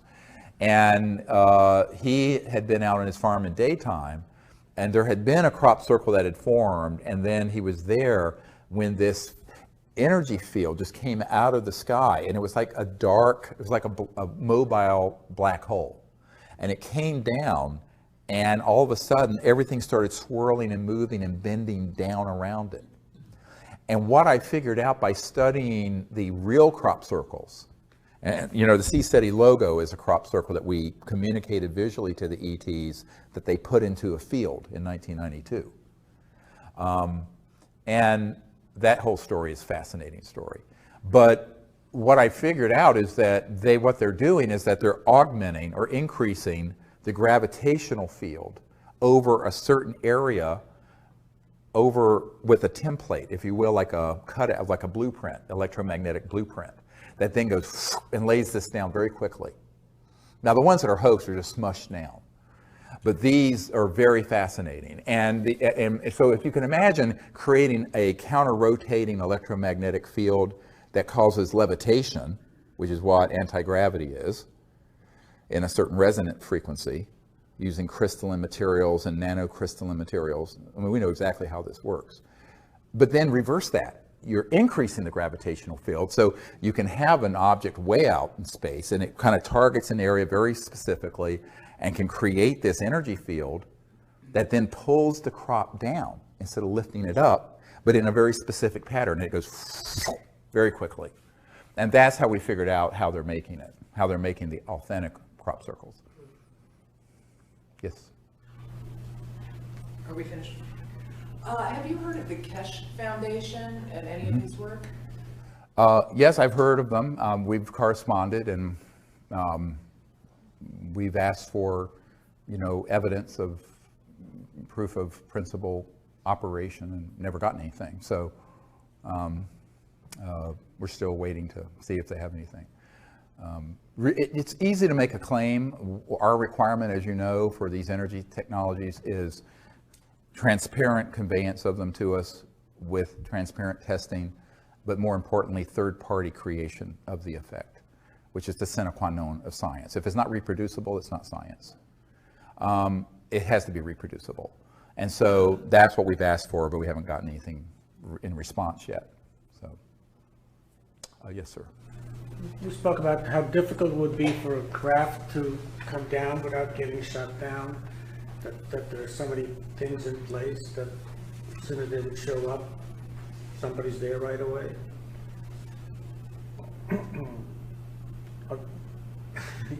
Is there a question?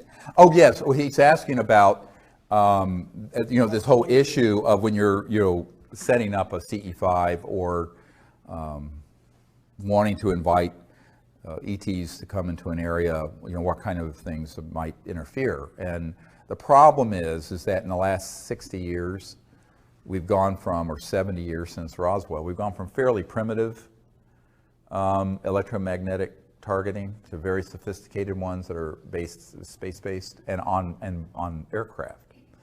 And these have been used. Now, we were at Mount Shasta a few years ago when we were doing CE5, and there was this really not fully materialized craft. It was like a sphere of pure white energy, light, visible. Everyone saw, 30 people, 40 people.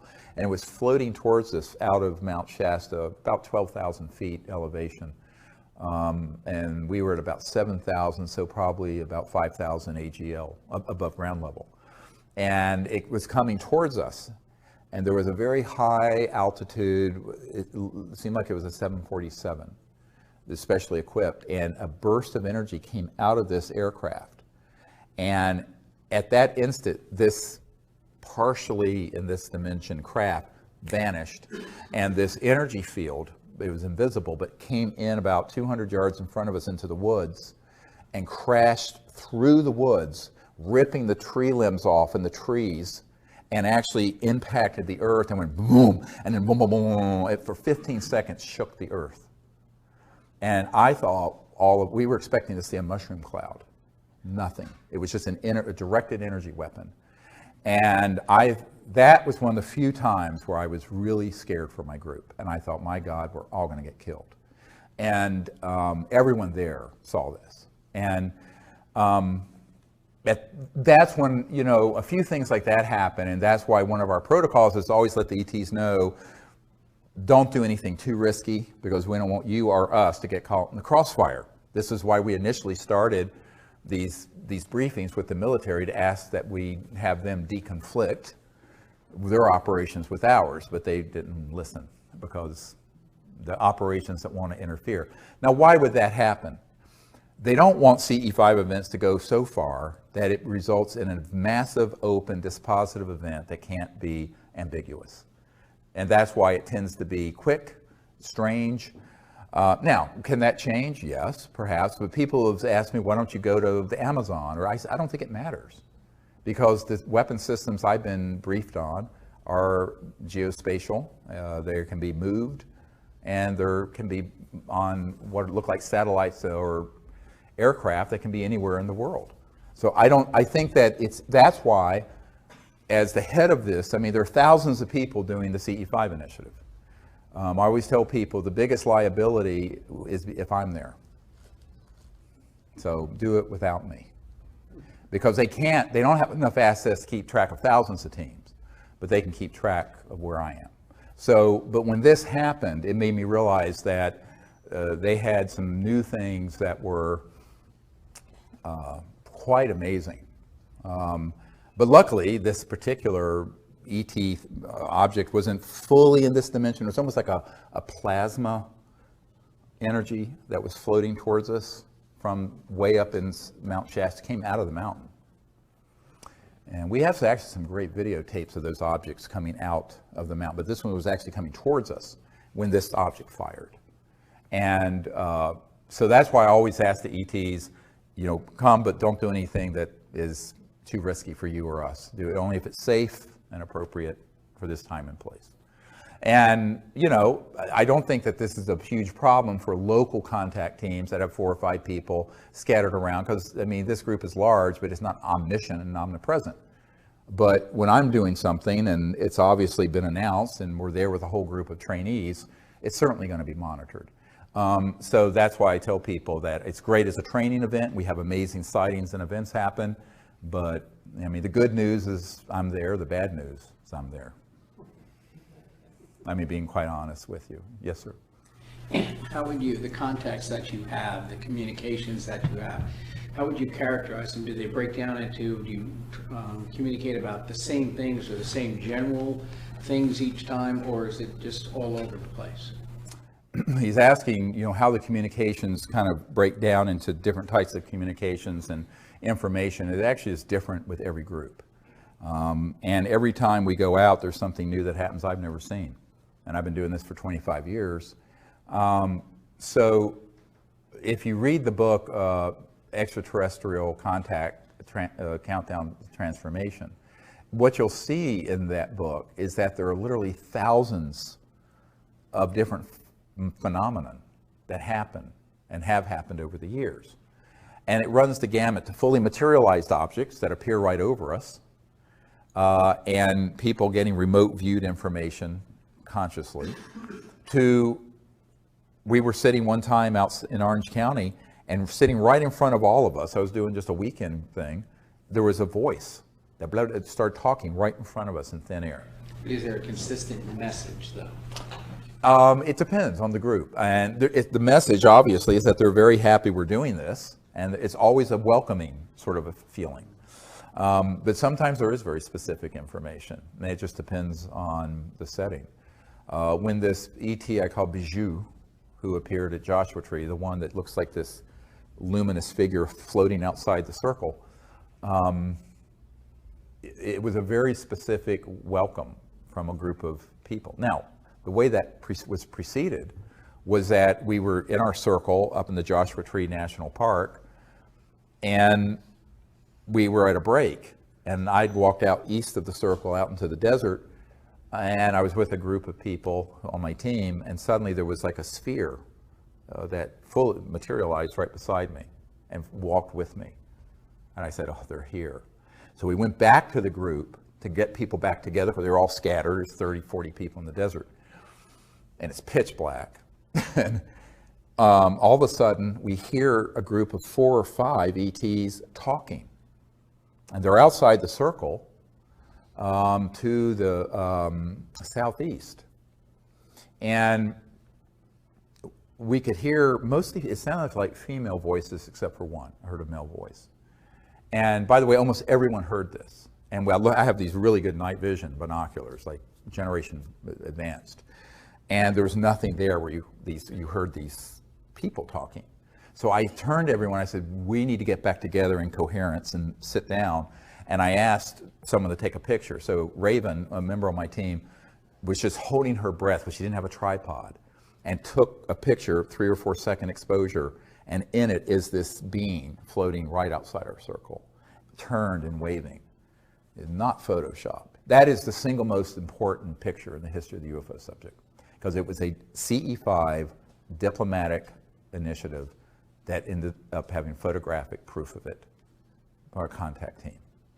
So it's been roundly missed by most people. It is the single most important piece of evidence in the last 100 years that I know of. So anyway, it was beautiful. And then we went into this meditative state, and there were all kinds of information that we started getting. All our electronic, we have these magnetometers, magnetic field meters, and radar detectors and other high-tech stuff, all started talking. And it went on for about 2 hours. It was amazing. And so figuring out what they're actually communicating is an art of, someone would say, is it telepathic? I said, no, it's sensing. So you go into a deep state, and you can actually get specific information about where they're from, why they're there. But it's very different each time. You know, we're going to be up in Joshua Tree in a couple weeks, and then in the Rocky Mountains in June. And we may do something in Portugal, you know, this fall, and some other things this summer. I don't know. But I'd like to go to Portugal and do it. We'll see. We're looking for a good place to do it.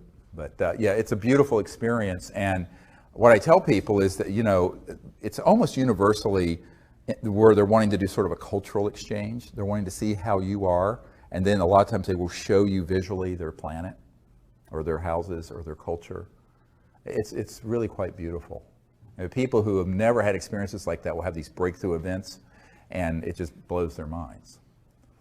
The other thing is that sound can also be seen at a certain resonant frequency. So one time we were up at Mount Shasta, a different time, and we were sitting in the National Forest, and there was a tone that came out of, it was a multi-directional tone that just emerged out of the air.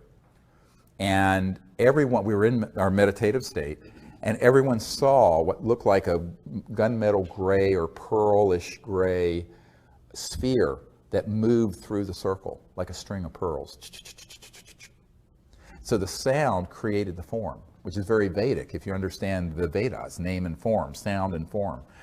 And that was definitely ET. And it was astonishing because almost everyone sitting there heard and saw in their visual image the same object move through. Beautiful. When I was watching the testimony from the National Press Club, there were witnesses that mentioned seeing objects on radar moving at very high speeds and at right angles, right, which to me means that they must be dematerialized if they had any life forms on board. Otherwise, they would have been smushed by the momentum of the right angle. Does that have any implications in terms of like the soul that might be in the person? Because how can a being dematerialize and then come back? Well, he's asking a question about objects that are moving like at 100,000 miles an hour or 20,000 miles an hour, make a right turn. Actually, they do not have to be dematerialized. What they do is that they can create, if you will, an energy field around the craft that is kind of like controlled for one gravity. And so even if and it moves with the object. So this is field propulsion, all right? So it can be moving at 100,000 or 200,000 miles an hour and stop or make a right-hand turn. Now, if you were in a jet aircraft, your brains would be coming out of your nose, literally. I mean, it would kill you. But if you have the ability to control what's called gravity control and mass control, and remember, it's a misnomer to say anti-gravity. It's actually, if you will, a mass attenuation, the reduction of mass. So using certain resonant frequencies electromagnetically, you can cause an object to become lighter and then completely massless. Now, at the point that it's massless, it's out of this dimension. But it can be 99% massless, and you will see some aspect of it. You see what I'm saying? And this has to do with spin theory in physics and altering the angular momentum of the atoms and subatomic particles. I'm not going to go into the arcana of this because people will be bored. But we understand how this works. But basically the whole craft and everyone on it is, and around this object is a field that's created. So that's how it can move. And they can still be fully materialized and move. Now, it may also be that they're not materialized and all you're seeing is sort of a energy form or a plasma effect. Such as when Stoney Campbell, who was an Air Force security officer at the Air Force Base in Oklahoma back in the 60s, and there was a cobalt blue sort of a chevron or triangular craft that came over the hot nuclear armed aircraft that we had there. And he and the other security guards could see it, but it wasn't solid. It literally could go straight through the aircraft. But it was enough in this dimension that it set off all the alarms. So all the pilots had to go into the hot area and take off. This is in the disclosure book and in the material. So, but in that case, they were like, what are we seeing? It was almost like an apparition. Because what they were doing, they were checking out our nuclear weapons, but in a form that wasn't fully solid. And to understand that, you have to begin to understand how you can sort of change mass to where it crosses over into just energy, pure energy, which all mass really is pure energy, but that's all that's left and represented, and then tweak it a little more, and it's invisible. It's still there, and all you may do is pick up an electromagnetic signal, which is why learning how to make contact and how the phenomenon comes, it's really useful to come on one of these expeditions that I run. Do you know if it's a semi-transitional thing that we're seeing, like maybe it's semi-transdimensional versus dematerialized? Like, how do we know which really is what's happening when you see just that glow, but it may not be there? We just see the light that's being emitted from the object, but right. Maybe it's not physical. Is it dematerialized, or is it like transitioning between dimensions? Do we know? Yes, we do know. He's asking, how do you know if it's dematerialized? If it's really completely out of this dimension, you're not going to see it. You may remote view it, and there may be an electromagnetic field effect, but visually you're not going to see it. Remember, your eyes only see a very limited spectrum. If you are seeing it, and it may be only transiently, it may only be like a heat wave effect, and you see this thing shimmering, and it comes in and out of this dimension. What it's doing, it's phasing in and out. And it can, at that point, fully materialize in an instant, fully dematerialize in an instant. And this is actually what Corso described. It wasn't in his book, but I mean, I saw it in his papers when I went to his house. He had a stack of papers this big. And Colonel Corso had this encounter at White Sands where this craft materialized in broad daylight, and then it would dematerialize. And when it was dematerialized, there was just, it looked like a heat wave, like a mirage in the desert, and then in the shape of the ship. And then it would go click and be fully materialized back. And it did this back and forth, showing him. All within the same dimension does it do this, or is it transitioning between dimensions as it does it? And that's what I'm saying. It's going from 3D into other D. Got it. Okay. But, it's like It's like a radio waves. If you imagine, you know, the old tuners where you can turn, and sometimes you will hear 2 stations at once on the old AM radio dials, like, you know, where you turn. They can sometimes be in multiple dimensions simultaneously. But that, you know, this is a really advanced discussion of the technologies. But, you know, yes, we do understand how they do it, and classified programs have also experimented with doing the same thing. We have time for probably, what time do you guys have? 5:58. We have 2 minutes before we're supposed to take a break. Is that right? Yeah. So let's see. I'll take someone who hasn't asked a question yet. Yes, sir. I think it was in Countdown to Transformation that you would relate the story about how you met the ET you needed kindness. Yeah. And I believe you were introduced to her by Shari. Yeah. The night Sherry Adamak passed away is when I was introduced to this ET I call kindness. Yes. So my question is, do you continue to have encounters with kindness and with Shari? And also, is it common to encounter people who have passed away when you have encounters with ETs? Yes, is it common to have encounters with people who are passed away also when you're having encounters with ETs? I don't know if it's common, but it does happen. And remember, if you go beyond the speed of light, what I call the crossing point of light, you go into energy fields that begin to approximate what the mystics used to call the astral, which is closely approximated to, if you will, the afterlife, that astral aspect of your body. So the night that Sherry Adamak passed away, I awakened in this lucid state, and she was there introducing me to this ET with a perfectly round head. I mean, exactly round, not elongated at all, and completely hairless, and very, very kind. I call her kindness because she just emitted this kindness.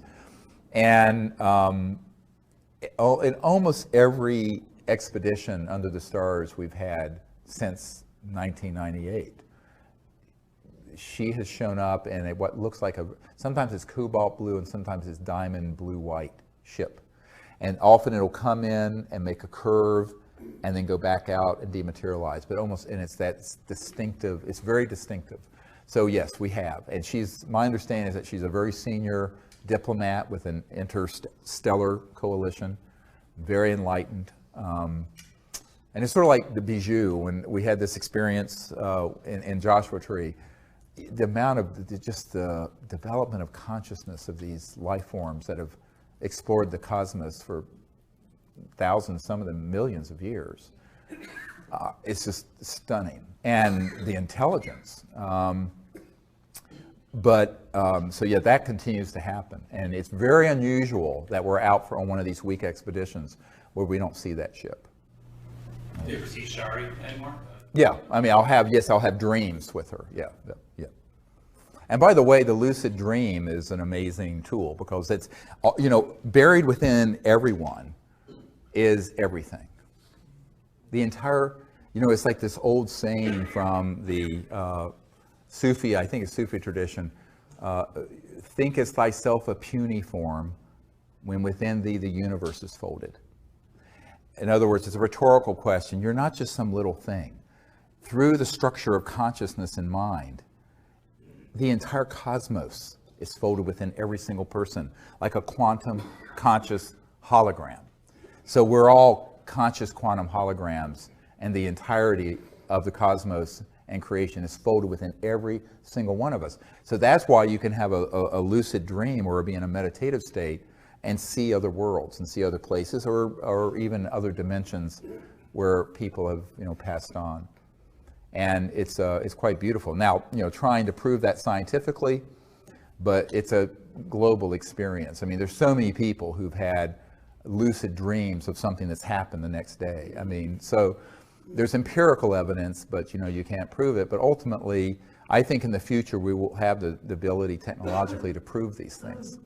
And until then, we can use, what God gave us, our own consciousness and thought and mind, and create a new world. Well, with that, I think it's a great place to end. It's a little after 6. I want to thank all of you for coming. We'll have time to hang here for a little while and I just want to say in closing, really the key thing to disclosure and to contact is people stepping into their own power and not waiting for other people to do it. Because if you wait for others to do it, it will never happen. This is something that has to be a grassroots mass consciousness event. And the next phase of disclosure is going to be exactly that. And the more that people understand that and actually do it, instead of just thinking about it, the more rapidly we're going to get to this next level of our civilization, the future of which is beautiful if we get it right. Because it's a future of free energy, abundance and unbelievable prosperity on this planet, peace, universal peace, and interstellar travel. That is what, we're right at the point of being able to create that reality. And that is the future for Earth and humanity if we choose to make it that. But it isn't going to happen by people sitting doing nothing. It's going to happen because you actually, kind of walk that talk and make it happen. And so empowerment of yourself and learning to do this, and also helping us identify the people who can be this next wave of disclosure witnesses.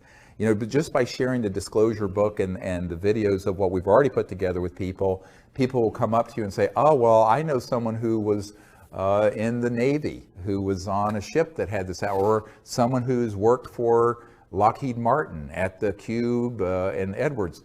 We need to get a whole new wave of people to come forward that will just end forever the question of the secrecy. But that's only the beginning of the work, because the real work is then after that, where we have to find a way of creating a world on this planet that is worthy of becoming part of an interstellar family of planets, which means a peaceful civilization. Well, we're out of time. Thank you so much for being here, and stay in touch.